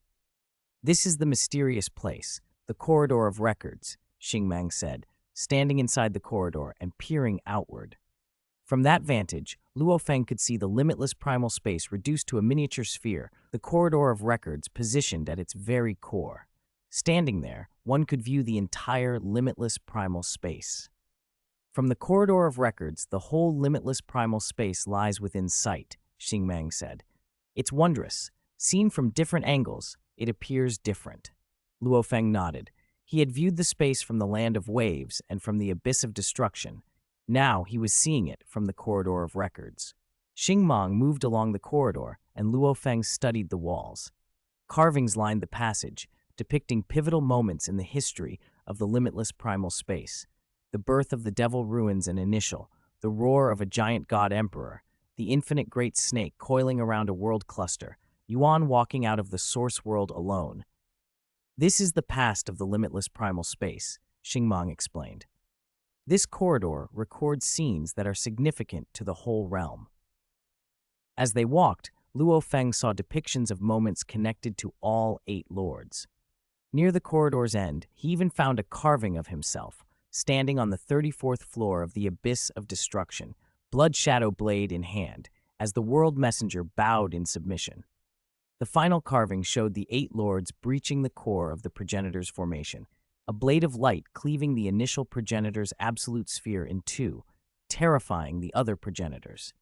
At the corridor's terminus stood the altar, veiled in layers of ethereal shadows that blurred its inner workings. Occasionally, images flickered across those shadows. Luo Feng's expression shifted.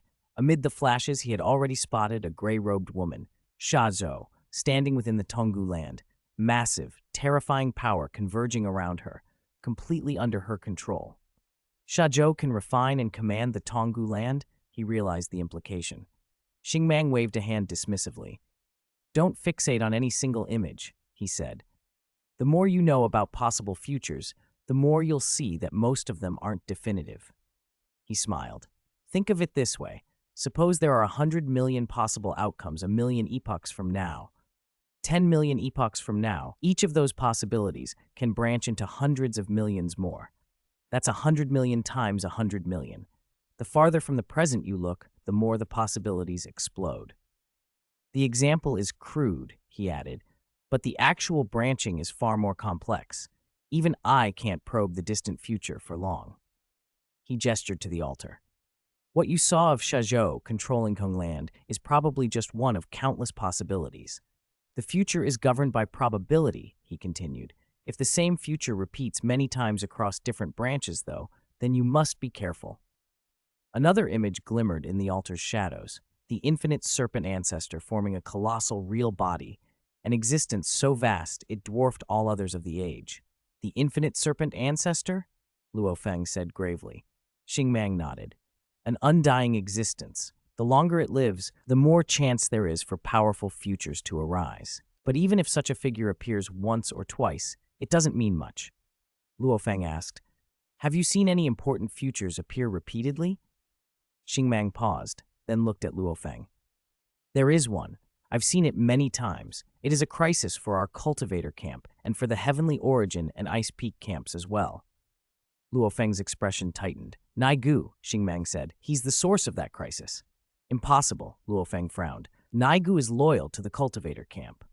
He is destined to walk the heart-severing method path, Xingmang said. Even without outside interference, given centuries of cultivation, he would still choose it. He will refine and absorb more and more progenitor bloodlines, 20, 30 kinds. Each will implant a will, a subconsciousness within him.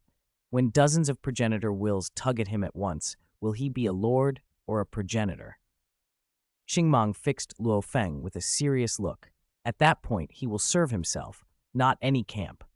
Luo Feng thought of Naigu and Jin, calamity-type cultivators who would slaughter billions if it served their goals. Their loyalty to a camp could be secondary. Xingmang added, that is just one possible future. Because it's so remote, I can't trace it across every timeline. I have only seen it multiple times in the altar's ethereal shadows. Can we influence the future? Luo Feng asked. Yes, Xingmang replied. The altar's images give clues. Our limitless primal space is still young. It can still accommodate many progenitors and lords. There are too many variables.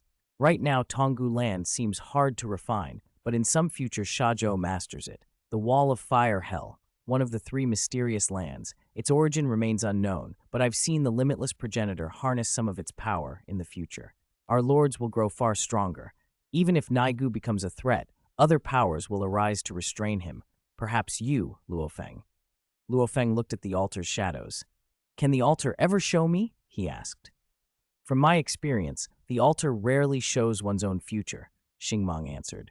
Luo Feng didn't press it. He was confident in his own strength and future development. I need to open the altar now, Xingmang said, and I'll need you to provide energy. Luo Feng agreed. Xingmang manifested his principal battle avatar and began to pour power into the layers of ethereal shadow, attempting to reshape them. His mastery of space-time made intense exertion of his main avatar far more effective. Between them, they spent energy equal to burning over 100 avatars, and finally, the altar opened. When the ethereal veils parted, an ancient book hovered in the altar's center. Xingmang split off an avatar and sent it into the core. The altar closed, the shadows folding back around it. "My avatar has entered the altar's core and can remain there permanently," Xingmang said, smiling at Luo Feng. "Thank you." "That book?" Luo Feng asked. "It is the manifestation of the corridor of record's origin," Xingmang explained. "If I can refine it, I can control this place." He didn't hide anything. The land of records is not just space-time, its core is the Tao of karma. My space-time path is strong enough that, with your help, I could force a foothold. Over the years, I'll act as its recorder. If I perform and spend enough time, I can eventually control the corridor. Luo Feng felt a faint power emanating from the book and judged the corridor of records a mid-level mysterious place. Xingmang's strengthening would benefit the entire cultivator camp. Luo Feng asked about the altar's images again. "Have you ever seen my fate in those shadows?" he asked. "Of course I have." Xingmang smiled. "In the limitless primal space, your blade is unrivaled." Luo Feng smiled back, though space-time and karmic matters were not his specialty. After lingering in the corridor and watching a few more possible scenes of Naigu, Yuan, and Ming Huang, he left. At the altar's core, Xingmang sat cross-legged, a pen and book in hand, recording. From within, he could still see the ethereal shadows and their flickering images. One such image made him pause, a dark, majestic great hall whose aura trembled through the limitless primal space. A main seat occupied the center. On either side were 108 seats. In the main seat sat a towering figure, Luo Feng. On the rows of seats flanking him sat many recognizable figures. Devil Ruins, Jin, Kafu Shu, the limitless progenitor, even Sha Zhao. "The greatest camp of the future," Xingmang murmured, then bowed his head and resumed his recording. He had seen that vision of Luo Feng too many times. Chapter 453, Infinite World. For the Lords, peace was the normal state of things. Cataclysmic conflicts like the war between the two great camps or the war between the progenitors and the 8 lords were rare. For a lord like Luo Feng, most days were spent cultivating, exploring strange lands, governing his territories, spending time with family, and instructing disciples. One of Luo Feng's avatars served as a blacksmith in a remote source world inside his territory, turning decay into wonder by forging powerful divine weapons. It was also his way of cultivating the path of material. That afternoon, the avatar paused at the forge and looked outward, and his expression changed. A colossal serpentine form descended across the heavens. The great snake's length rivaled the span of the source world itself. It coiled and struck, sinking into the world to devour the source world's origin. "Infinite great serpent," Luo Feng cried, fury flaring through his mind. He sent a roar of warning. The serpent glanced at the avatar with cold, contemptuous eyes and sent back a ripple of thought. "Lord Luo Feng, a mere small avatar, can he stop me?" It did not care. It continued to consume. The tremors from the devouring swept the source world. Everyone and everything there faced annihilation. Luo Feng watched coldly. Though his avatar had no mandate to intervene in every dispute within this source world, he had nurtured many cultivators there. The wholesale extinction of that world enraged him. This day was only a matter of time, he thought. After the Great War, the first ancestor to dare devour a source world. His killing intent surged. Luo Feng knew this would happen sooner or later. The territories under the direct rule of the cultivator camp, the original 3,600 world clusters plus the southern rivers 1,600, were enclosed by a strict space-time net. Beyond that, the camp controlled only the source worlds within broader regions, had set up basic space-time channels, and posted a few patrols. They even stationed some high-level origin beings and world-level Hunyuan main combat avatars as town defenders, but the force was too thin. There simply weren't enough high-level origin and world-level Hunyuan beings to guard everything. Luo Feng recognized the attacker at once. "The 13th serpent ancestor of the infinite great serpent clan," he muttered. There were over 200 progenitors in the limitless primal space. He knew this one. A mere avatar. Save your breath, the great snake's thought mocked. An invisible force struck, annihilating Luo Feng's avatar, and the serpent kept devouring the world's origin. It had always coveted source worlds, but under the deterrence of the Eight Lords, no ancestor had dared to devour one since the Great War, except perhaps the Wind and Thunder C3 emperors. It had waited long enough. It would wait no longer. It planned to slip into the mysterious land called the Infinite World after the feast and lie hidden. Across limitless primal space, the news spread like wildfire. 13th Serpent Ancestor devoured a source world? How brazen! A non-undying ancestor dared devour a source world, the first since the war. Let's see how the Cultivator camp responds.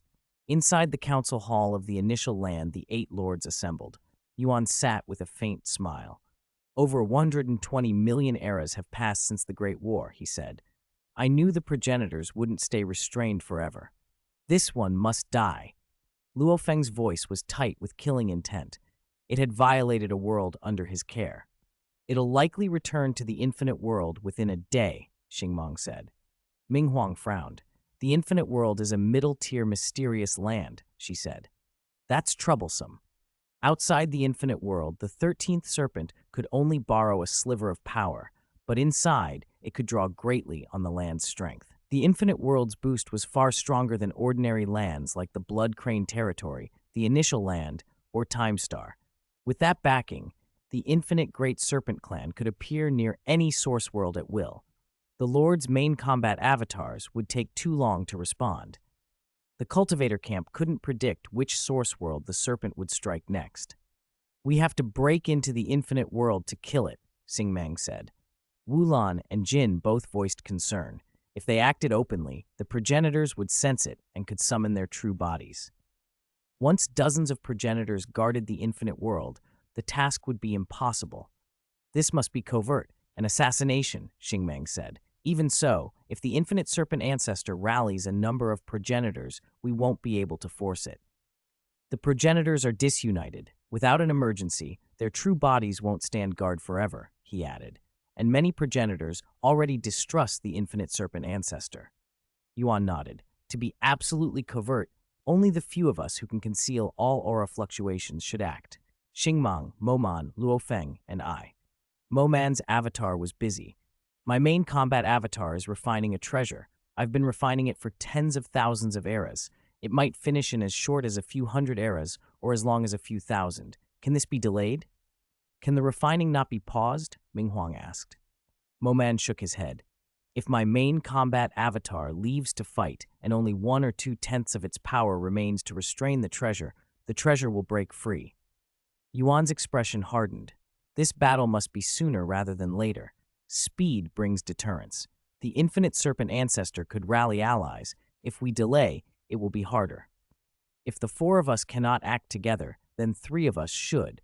We won't be able to guarantee the Infinite World will be guarded by dozens of progenitors forever.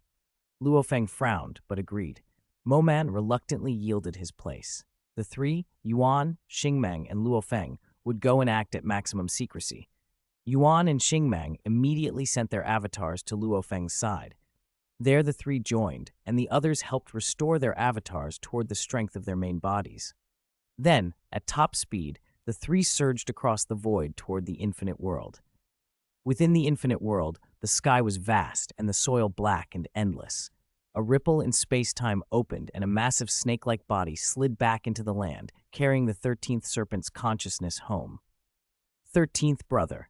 The Infinite Serpent Ancestor's voice was cool and sharp. The newcomer turned, seeing the uncle, and bowed his massive head.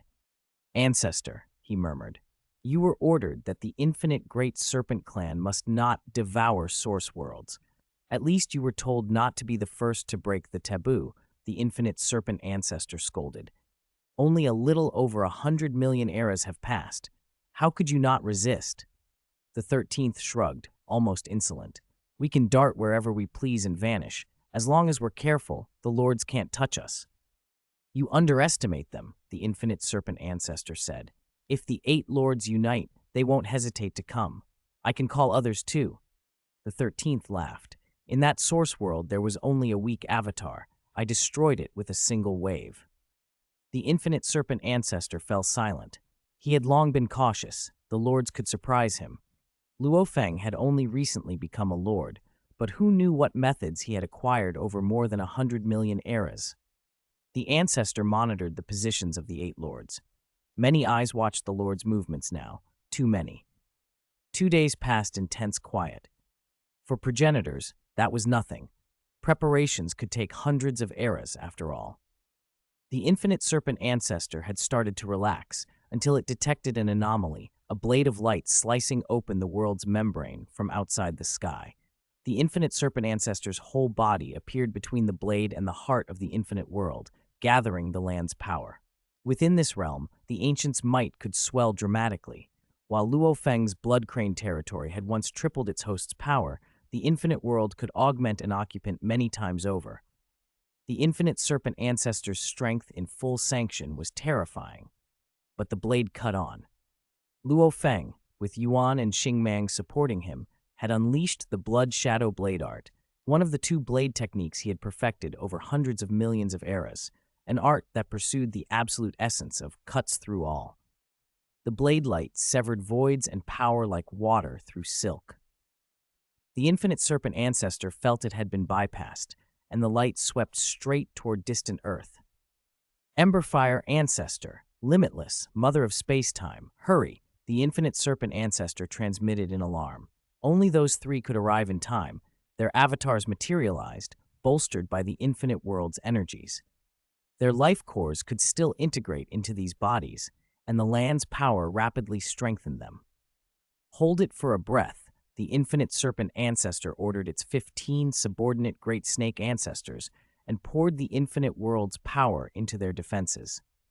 All of them were ancestor-level progenitors, but many specialized in similar powers, void manipulation or infinite power, limiting how well they could coordinate.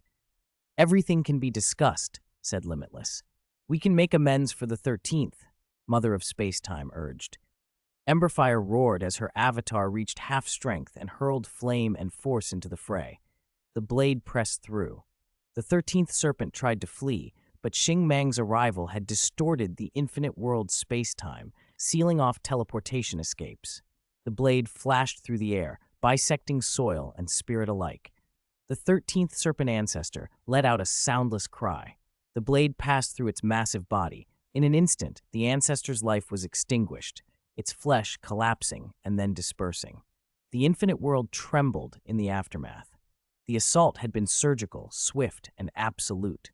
The 13th was dead before the infinite serpent ancestor, even strengthened by the land and aided by other progenitors, could gather a true body force sufficient to counter the strike. The consequences of this strike would ripple across the limitless primal space. The progenitors would respond, alliances would shift, and the cultivator camp had just shown it could still act decisively, covertly, inside a middle-tier mysterious land. Chapter 454, One Knife Inside the Infinite World. The other 14 ancestor-level great snakes realized with horror that not even the infinite serpent ancestor had been able to stop that terrible blade light. They scattered in panic, trying to put distance between themselves and the 13th serpent ancestor. Everyone knew the lords were hunting him. Lingering nearby would implicate them. They fled in every direction, eyes fixed on that blade light. It sliced through every obstruction, plunged into the depths, and cut down the 13th serpent ancestor. Terror and rage warred in the hearts of the ancestor-level great snakes, but they were helpless. Converge with me, the infinite serpent ancestor transmitted immediately. Those among them skilled in void power escaped faster and reached the infinite serpent ancestor. The others, wielders of infinite power, were slower. A flash of light suddenly appeared, and in an instant collected 3 fleeing ancestors at a distant point. The infinite world was so vast that even the limitless progenitor had to act repeatedly to gather them all. "Thank you, limitless progenitor, for saving us," they said, trembling. The limitless progenitor's mood was complicated. "I didn't expect that. Even within the infinite world, the serpent ancestor, together with all 15 of you, couldn't stop the 3 of them," he said. The infinite serpent ancestor sighed. "The 13th serpent ancestor and I combined the infinite world's power, and still we were slightly inferior to the 3. The decisive factor was that blade. Luo Feng and the other two had been only slightly superior in speed. Normally, that would not let them cross the infinite world so quickly. But they hadn't simply moved as people. They became blade-light. Their speed was extraordinary, space-time itself twisted, and in 2 breaths, they could traverse the entire infinite world. First, drive them out, the Emberfire ancestor said. Agreed, the mother of space-time answered. Their strengths had recovered to peak. With the Emberfire ancestor, the mother of space-time, and the limitless progenitor joining the infinite Great Serpent clan, several top-tier powers combined would boost their strength by 30 to 40%, enough to suppress Luo Feng and his allies. Luo Feng, Yuan, and Xingmang appeared as 3 resounding voices echoed. Infinite Serpent Ancestor, your clan's 13th Serpent Ancestor devoured source worlds and slaughtered countless lives. By killing him and annihilating over 300 world-level Hunyuan, the 3 of us are only issuing a warning. The Infinite Serpent Ancestor and the 14 Ancestor-level Great Snakes felt a chill. Most of the Infinite Great Serpent clan's world-level Hunyuan were off adventuring or presiding over regions. Only some 300 comfortably remained within the infinite world. When Luo Feng and the others said they had annihilated over 300 world-level Hunyuan, it meant they had likely killed every world-level Hunyuan then in the infinite world. Stop! The Infinite Serpent Ancestor tried to transmit, but it was too late. The 3 lords had already struck. Luo Feng unleashed successive life-severing blade techniques, while Xingmang and Yuan added their own methods. Within the infinite world's suppressing environment, Luo Feng's life-severing suffered least. Xingmang and Yuan were affected more, but the 3 attacks together slaughtered over 300 world-level Hunyuan Great Snakes without any resistance. The distance and environment prevented the Infinite Serpent Ancestor and the Mother of Space-Time from retrieving the corpses. Let's go. Luo Feng, Yuan, and Xingmang became blade-light. The blade-light cut through the world's membrane and shot outward. They felt far more comfortable in the void. Inside the infinite world, they had to constantly coordinate and lean on Yuan's formations to resist the world's crushing pressure. Even with the Infinite Serpent Ancestor and the 15 ancestors mobilizing the infinite world, the 3 of us had a slight advantage, Yuan said, exhilarated. That's only because Luo Feng's blade is powerful enough, Xingmang said. Each step through that strange land met with oppressive pressure. Only by combining and becoming a blade light could they cut free and escape. Behind them, the Infinite Serpent Ancestor, Emberfire Ancestor, Mother of Space-Time, and Limitless Progenitor pursued, radiating boundless might. Luo Feng, Yuan, Xingmang. In strength, you 3 rank among the top in the limitless primal space. The Infinite Serpent Ancestor roared, furious. You invade the infinite world, kill the 13th Serpent Ancestor, and then slaughter over 300 world-level Hunyuan? How shameless. From public knowledge after occupying the Destruction World, Luo Feng was recognized as the strongest in direct combat, with Xingmang, Yuan, and Shazhou close behind. But beyond raw fighting power, Xingmang and Yuan excelled in other areas. Yuan's formations were decisive in large-scale war, and Xingmang's calculations always won them initiative. It was broadly believed that Luo Feng, Xingmang, and Yuan ranked among the top 3 overall. That gave the Lord's faction the authority to command all source worlds. Bullying the weak? Luo Feng's voice was cold. Didn't the 13th Serpent Ancestor bully the weak by devouring source worlds and slaughtering countless lives? Ha ha! Yuan laughed. Infinite Serpent Ancestor, if you dare devour source worlds, we'll dare to bully the weak. This time we killed over 300 world-level Hunyuan. Next time, it'll be at least double. Not just world-level Hunyuan, Xingmang added coldly. We should cull high-level Hunyuan in far greater numbers. The Infinite Serpent Ancestor saw real danger. If world-level Hunyuan were the clan's backbone, high-level Hunyuan were their foundation. He wouldn't grieve for millions dead, but complete extermination would be catastrophic. With Xingmang's power, he could, if determined, wipe out 99% of the high-level Hunyuan bloodline. Consider this a warning, Luo Feng said, then swung his blade. The strike arrived in an instant and pierced boundless space-time. A streak of blade light cleaved heaven and earth, ripping open the thick, resilient, limitless primal void and leaving a void scar longer than a world cluster. The four ancestors were stunned. How could a single strike maintain such power over that range? The blade mark branded itself into the primordial origin void and lingered instead of dissipating. The void's instinct was to heal, but the blade intent kept tearing at it. Any ancestor who wishes to devour a source world, Luo Feng said as his gaze swept outward, he could sense ancestors watching from far away. First, consider whether you can bear the cost. Yuan stared at the strike, half shocked, half delighted. This blow was the purest display of Luo Feng's destructive force. "Let's go," Xingmang said with a smile, and the three lords broke through space-time and departed. The infinite serpent ancestor, Emberfire ancestor, mother of space-time, and limitless progenitor watched the blade strike with growing dread. Kafushu's avatar descended and peered at it with astonishment. One avatar after another appeared, until over 100 ancestor avatars had gathered, all gawking. "The infinite world blocked outsiders, so we couldn't see what happened," one voice murmured. But from their talk, Lord Luo Feng and the others broke in, killed the 13th serpent ancestor, annihilated over 300 world-level great snakes, and left that blade strike as a warning. That blade scar spans beyond a world cluster, terrifying. Never appear in your true form before Lord Luo Feng, another advised. You might be cut down with a single strike. How has the blade's power not diminished at all? Someone asked. Progenitors observed that when lords clashed, techniques usually faded after unleashing their power. This blade strike, however, cleaved the limitless primal void and had not weakened. Kafushu studied it and said, "Luo Feng's blade intent surpasses imagination. His strike contains boundless vitality and carries a kind of undying quality. Even after hundreds of millions of epochs, the blade could persist." "The primordial origin void will heal cracks," the hermit added. "So the blade intent is fighting the void's instinct. It will diminish, but over a very long time frame.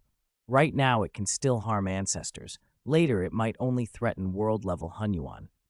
The assembled ancestors agreed. The strike wouldn't truly last forever, but its longevity was unnerving. Observing it chilled many hearts. The majority abandoned any thought of devouring source worlds. The boldness of invading the infinite world, killing an ancestor and hundreds of world-level Hunyuan, then leaving a lasting blade warning had cowed many. Nearby, the lords talked of spoils. "After the Great War, we rarely get complete ancestor corpses. Yuan, you old rogue, are you going to monopolize the 13th serpent ancestor's corpse again?" Jin complained. "In the last 120 million epochs, how many resources have you taken by stealing and snatching?" "Brother Jin, when you became a lord, didn't I help a lot?" Yuan pouted. "You're only complaining because I took a few things. If I didn't give it, you'd run to my cave and snatch it," Jin fumed. "Brother Yuan, what you're doing is wrong," Wulan added. "I didn't snatch," Yuan protested. "I only borrowed treasures from his cave. If he didn't want them given away, how could I take what a lord hid?" Jin was exasperated. Yuan's shameless borrowing had long annoyed everyone. "I truly need this corpse," Yuan insisted. "I must create a source world," Moman chimed in, skeptical. "Brother Yuan, you've tried countless times to create a source world. It always fails. This time will be different. I'm using the corpses of Chanyan Ancestor and the Infinite Great Snake as foundations, one adept at soul power, the other at physical body power. With both as seeds, I'll succeed," Yuan said. "You've said that before," Luo Feng replied helplessly. "Just this once," Yuan begged. The seven lords were largely resigned. Each owed Yuan a debt for past favors. "Let's follow the old rules," Xingmang said. "Understood," Yuan chuckled. "Leave some ancestor flesh and blood for Naigu, and the rest of the miscellaneous materials the camp can share." True to form, Yuan took most of the 13th serpent ancestor's corpse, leaving only a fraction of the materials, and resuming his plan to create a source world. Jin and Mo Man grumbled they needed to rein him in. "He'll only get worse if you indulge him," Jin said, turning away. The seven voted. Jin, Naigu, and Moman wanted limits. The other four saw no rush. Xingmang laughed and suggested a fair vote. He had no urgency to restrain Yuan. As the dust settled, one thought hung in the air. The finale is tomorrow. Consider it a full stop to Luo Feng's story. Chapter 455, Eternity, Grand Finale. The river of time rushed on without end. Across the cycles, Countless cultivators in the source worlds were swept from life to death and reborn. Only a rare few survived from one era to the next. Luo Feng's homeland, the origin continent source world, stood apart, transcendent, untouched by the calamity of reincarnation. Over the long ages, the origin continent had grown ever more prosperous, its experts like clouds filling the sky. Ha ha ha! At last I made it to the origin continent by myself, Luo Hai cried, standing on the continent's vast plains, a saber slung across his back. He had paid dearly to get here. The origin continent's spatial suppression is strong. I can't even fly. He closed his eyes, and with a thought, a pair of silver wings erupted from his back. Only with that winged secret treasure could he take to the air. Whoosh, whoosh, whoosh. As he rose, Luo Hai scanned the endless world below with bright excitement. Luo Hai, a familiar voice called. A black-robed youth appeared in a flash, smiling as he looked at him. Babada! Luo Hai grinned in surprise. Babada, you can teleport on the origin continent? I, Babada, am now one of the 72 deputy palace masters of the 9th session of the origin continent, Babada declared proudly. With a palace master's decree, I can get anywhere on the origin continent in an instant. Your father even raised my physical body to the threshold of a god king. On the origin continent, the 9 supreme palace masters held their posts without term limits, but the 72 deputy masters rotated periodically. Thanks to Luo Feng's favor, Babada had finally secured a deputy master's seat in the 9th session. He looked at Luo Hai and shook his head. It took you this long to become a true god. With your talent, even given more time, you won't reach God King. Why don't you let your father raise you directly to the God King ultimate realm? Maybe even to God Emperor. With Luo Feng's mixed origin life-extinguishing Tao, transforming life forms up to God King or God Emperor was trivial. That would be boring, Luo Hai replied, shaking his head. Father became a lord, so I'm already undying. I have all the time in the world. I want to enjoy the hardships and dangers of the path. Breaking through them is the fun of cultivation. You can choose your path, but we don't have that luxury, Babada said sourly. Luo Feng's standing was so high and his network so vast that even getting a private audience with him was a rare privilege. Babada had earned his deputy post mainly through the depth of their friendship. His life-type physical body raised to God King 1 stage was a favor. Others, like his old master Hu Yanbo, had only received resources or a few resurrection chances. Luo Feng personally transforming life forms was almost unheard of. Want me to go with you? The origin continent is full of hidden masters and dangers. As a mere true god, you're in a perilous spot, Babada offered. No need. Luo Hai smiled. I want surprises. Let me explore on my own. Babada could only watch as Luo Hai beat his wings and flew off. Luo Ping and Luo Hai are completely different, Babada sighed. The origin continent's power struggles were intricate. Life there demanded caution. But Luo Hai simply wanted the journey. At the heart of the abyss of destruction, the Destruction Mountain, Luo Feng's main combat avatar had returned. Xiao Hai has finally become a true god and made it to the origin continent, he said softly, then lifted his gaze to the 7 gargantuan sculptures in the distance. Over the ages, he had tried and failed against the 6th sculpture many times, though each attempt narrowed the gap. Since that last great war, 19 new progenitors have arisen. Other progenitors have increased in strength, and 2 more undying and unextinguishable existences have appeared, Luo Feng mused with a frown. But our cultivator camp hasn't produced a new lord. Our net power has barely budged. Xingmang and Moman still hadn't refined the medium-level mysterious lands. The other lords weren't making significant breakthroughs.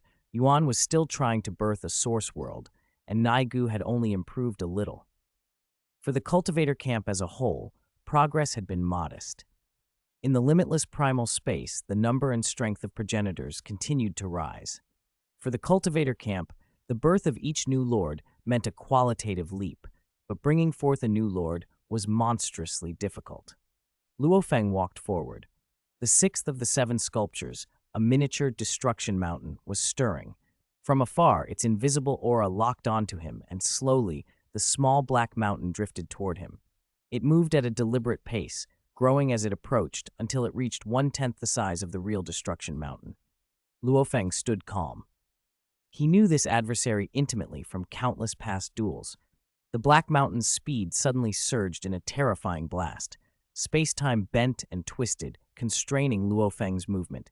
He didn't bother to dodge. He drew his blade and struck. A flash of light, and the massive Black Mountain split with a crack. Its great bulk grazed Luo Feng and sent him hurtling backward, badly wounded. He kept swinging as he flew. The Black Mountain charged again and again, its attacks raw, overwhelming force. Each graze and collision hurled Luo Feng across the void, tearing his skin and flesh and bleeding profusely. Every strike cost him energy reserves, even with the blessing of Destruction Force and the Milky Way territory. The Black Mountain fought by sheer might. Its body rivaled Lord-level toughness, and it depended on brute, crushing power. But as a sculpture, it had a weakness, an energy core. That was Luo Feng's only hope. He pressed on. After tens of thousands of blade strikes, he finally reached that core. When his blade light swept past it, the massive Black Mountain shuddered, shrank, and returned to its place as a sculpture. I won? Luo Feng allowed himself a small smile. He'd already bested the fifth sculpture in the last Great War. Over the long ages, his blade technique had progressed slowly. Time had closed the gap with the sixth sculpture. Today, at last, he defeated it. Invisible fluctuations folded around him. He felt a vast power he could call on as he pleased, comparable to the Destruction World power, one of the seven forces of the Abyss of Destruction. The Abyss had bestowed its rules on him. If I fight the sixth sculpture again, it should be even easier, he thought, pleased. He turned his gaze to the seventh, and if mastered, would mean dominion over the highest-level mysterious land, the Abyss of Destruction. Within each layer of the Destruction World were many miniature sculptures. Bavayu, the primal chaos beast ancestor, the progenitors and lords who had once held the Destruction World, recorded into this final sculpture. If he could defeat it, he could claim mastery. As he neared, the seventh sculpture awakened. From it poured out several miniature figures until 28 presences stood revealed. Yuan, Xingmang, Shazhou, the Ice Peak ancestor, the Limitless ancestor, the Infinite Serpent ancestor, Devil Ruins, 28 expressionless figures, each radiating the aura of destruction. Luo Feng's face tightened. Throughout the history of the limitless primal space, 29 individuals had once occupied the Destruction World. The seventh sculpture recorded all who had ever held that position. Today, he faced every one of them except himself. The 28 struck at once, and Luo Feng breathed a sigh of secret relief. They all used Destruction Force. If Yuan and the others had come in true bodies and coordinated perfectly, their combined power could multiply wildly. Even a single move could annihilate him. But these sculptures fought by using their Destruction Force signatures, still terrifying, but more manageable. The deluge of destructive power crashed down on Luo Feng like the end of the world. He became blade-light, trying to disperse the force. Even so, the attack was overwhelming. He barely held on and escaped with his avatar down to 50% energy. He fled, leaving an imprint that let him return at will. After recovering, he returned from the lowest level of the Destruction World. The seventh sculpture had settled back. He shook his head. Against 28 using wholehearted Destruction Force, my body simply can't take it. Outside, he could have transformed into Blade Light and fled, but to defeat the seventh sculpture, he would have to fight it to the death. His defenses had to be strong enough to stand an unavoidable, constant onslaught. He considered the problem. Mastery of the Abyss of Destruction demanded not only fierce Destruction Force, but a hardened defense. The threshold was monstrously high. Luo Feng examined the treasures in his possession. He found he had 2 destruction fruits. One allowed a choice from 3,000 weapon secret treasures, the other from 100. He needed strong defense. His mind settled on a defensive robe secret treasure. A black stream of light shot from the Destruction Mountain and wrapped around him, coalescing into a robe that emanated terrifying destruction force. It draped him, shielding him completely. One blade, one robe, 2 great secret treasures, he said, satisfied. He walked again toward the seventh sculpture.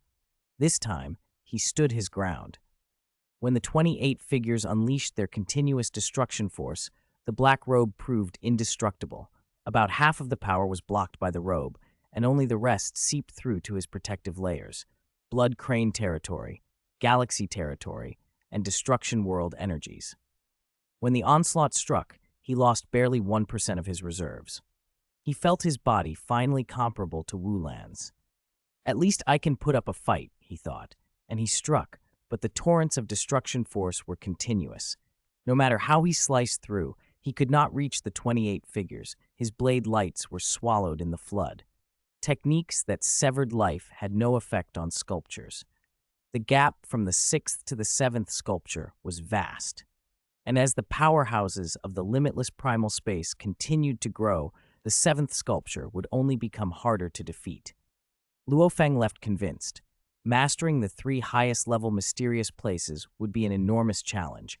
Still, he felt confident that with time and refinement, he could do it. In the coming years, he would return occasionally to spar with the 7th sculpture. It was the only opponent who could completely overwhelm him now. On one such sparring afternoon, Luo Feng suddenly felt a change in the void. Brother Yuan succeeded, lights up his face. A massive source world bloomed into existence.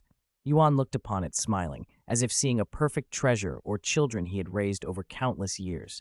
He had poured everything into this source world, resources and tireless effort. At last it had come into being. Source world? Avatars condensed and gathered. Luo Feng, Xingmang, Jin, Minghuang, Muoman, Naigu. They floated to gaze.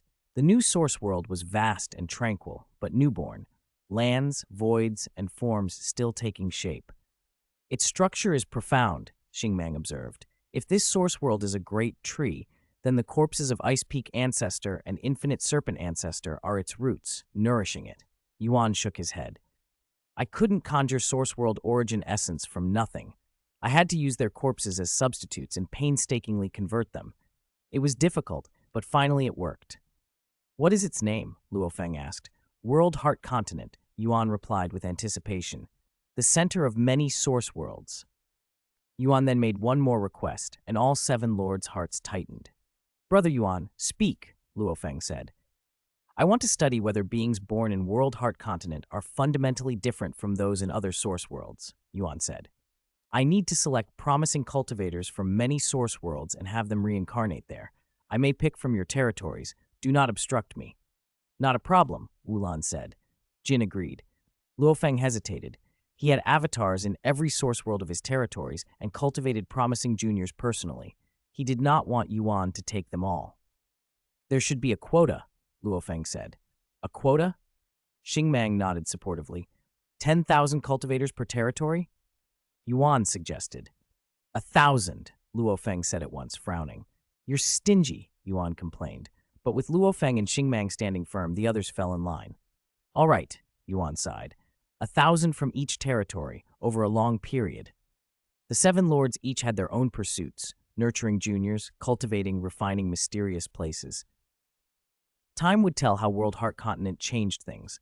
Away from cosmic affairs, Luo Feng spent time in ordinary source worlds as well.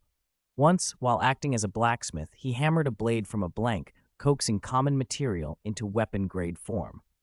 Xu Xin, his wife, sat nearby, sipping fruit tea. She had grown fond of finding delicacies and scenery throughout the source worlds. Can you stop blacksmithing for a bit? I found something delicious. Come try it, she teased. Not yet. Let me finish, he replied. She smiled, unhurried. As an endless life existence, she had all the patience in the world. When he finished, they sat together and drank the fruit tea. Luo Feng's gaze drifted into the distance. With a thought, he projected a far scene before them. Luo Hai, in a silver robe, shouldering a saber and fighting a foe. With one strike, Luo Hai annihilated his enemy, then befriended a white-robed youth. Name's Dongbo Ying, the youth said with a smile. If you don't mind, let's be sworn brothers. Luo Hai, brimming with heroism, agreed warmly. Luo Feng and Xu Xin watched the exchange. Xu Xin tilted her head. He just made a friend? He looks promising, Luo Feng said. Through his avatars, he watched many potential futures. He could see that Dongbo Shuiying had real promise. How promising. He should be able to reach the God King ultimate realm, Luo Feng said with a smile. There's even a slim chance he might break out of the cage. End of book. Luo Feng's story ends here. I wrote this work purely out of love for the character Luo Feng, wanting to complete his arc as fully as possible, from the origin continent to even after breaking out of the cage. Swallowed Star 2 Origin Continent is a labor of love, an attempt to fill in many plot holes left between Swallowed Star and Snow Eagle Lord. With these three novels, Swallowed Star 2, Origin Continent, and Snow Eagle Lord, the character Luo Feng and his world are, I hope, made whole.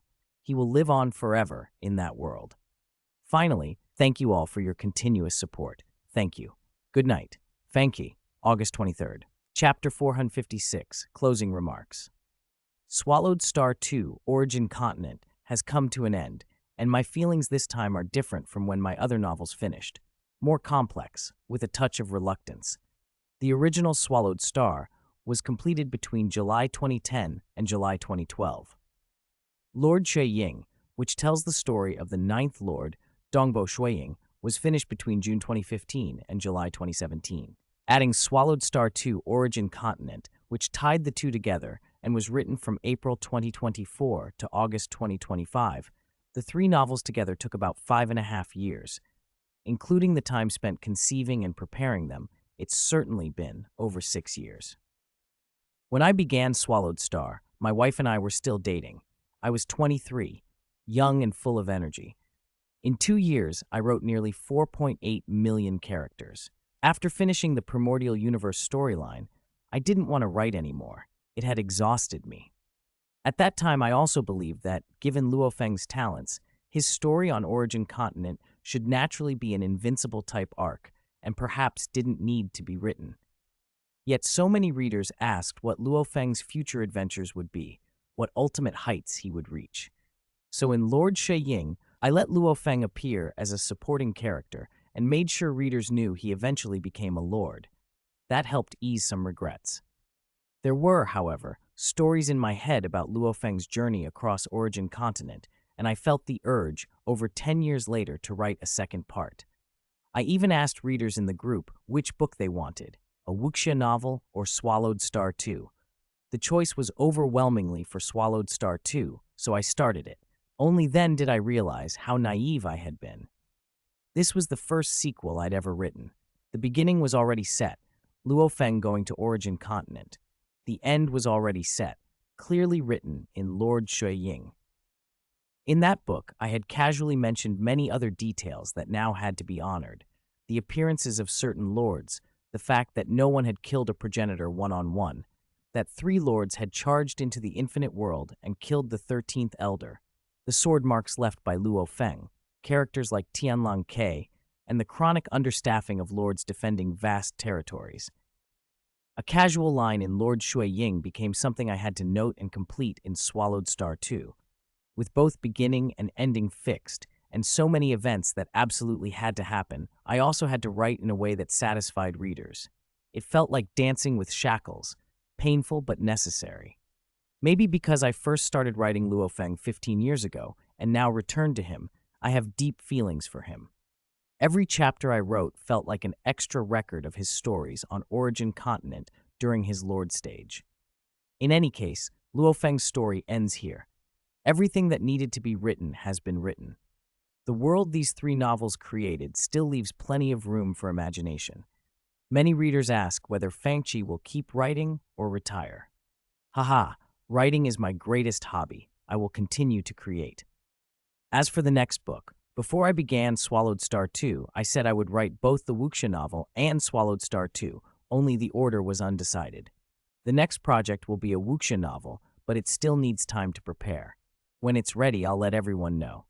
I began writing in 2005, nearly 20 years now. I am deeply grateful to everyone who has accompanied me through these years. It is because of you that Fanfic exists today. Thank you all very much. See you in the new book.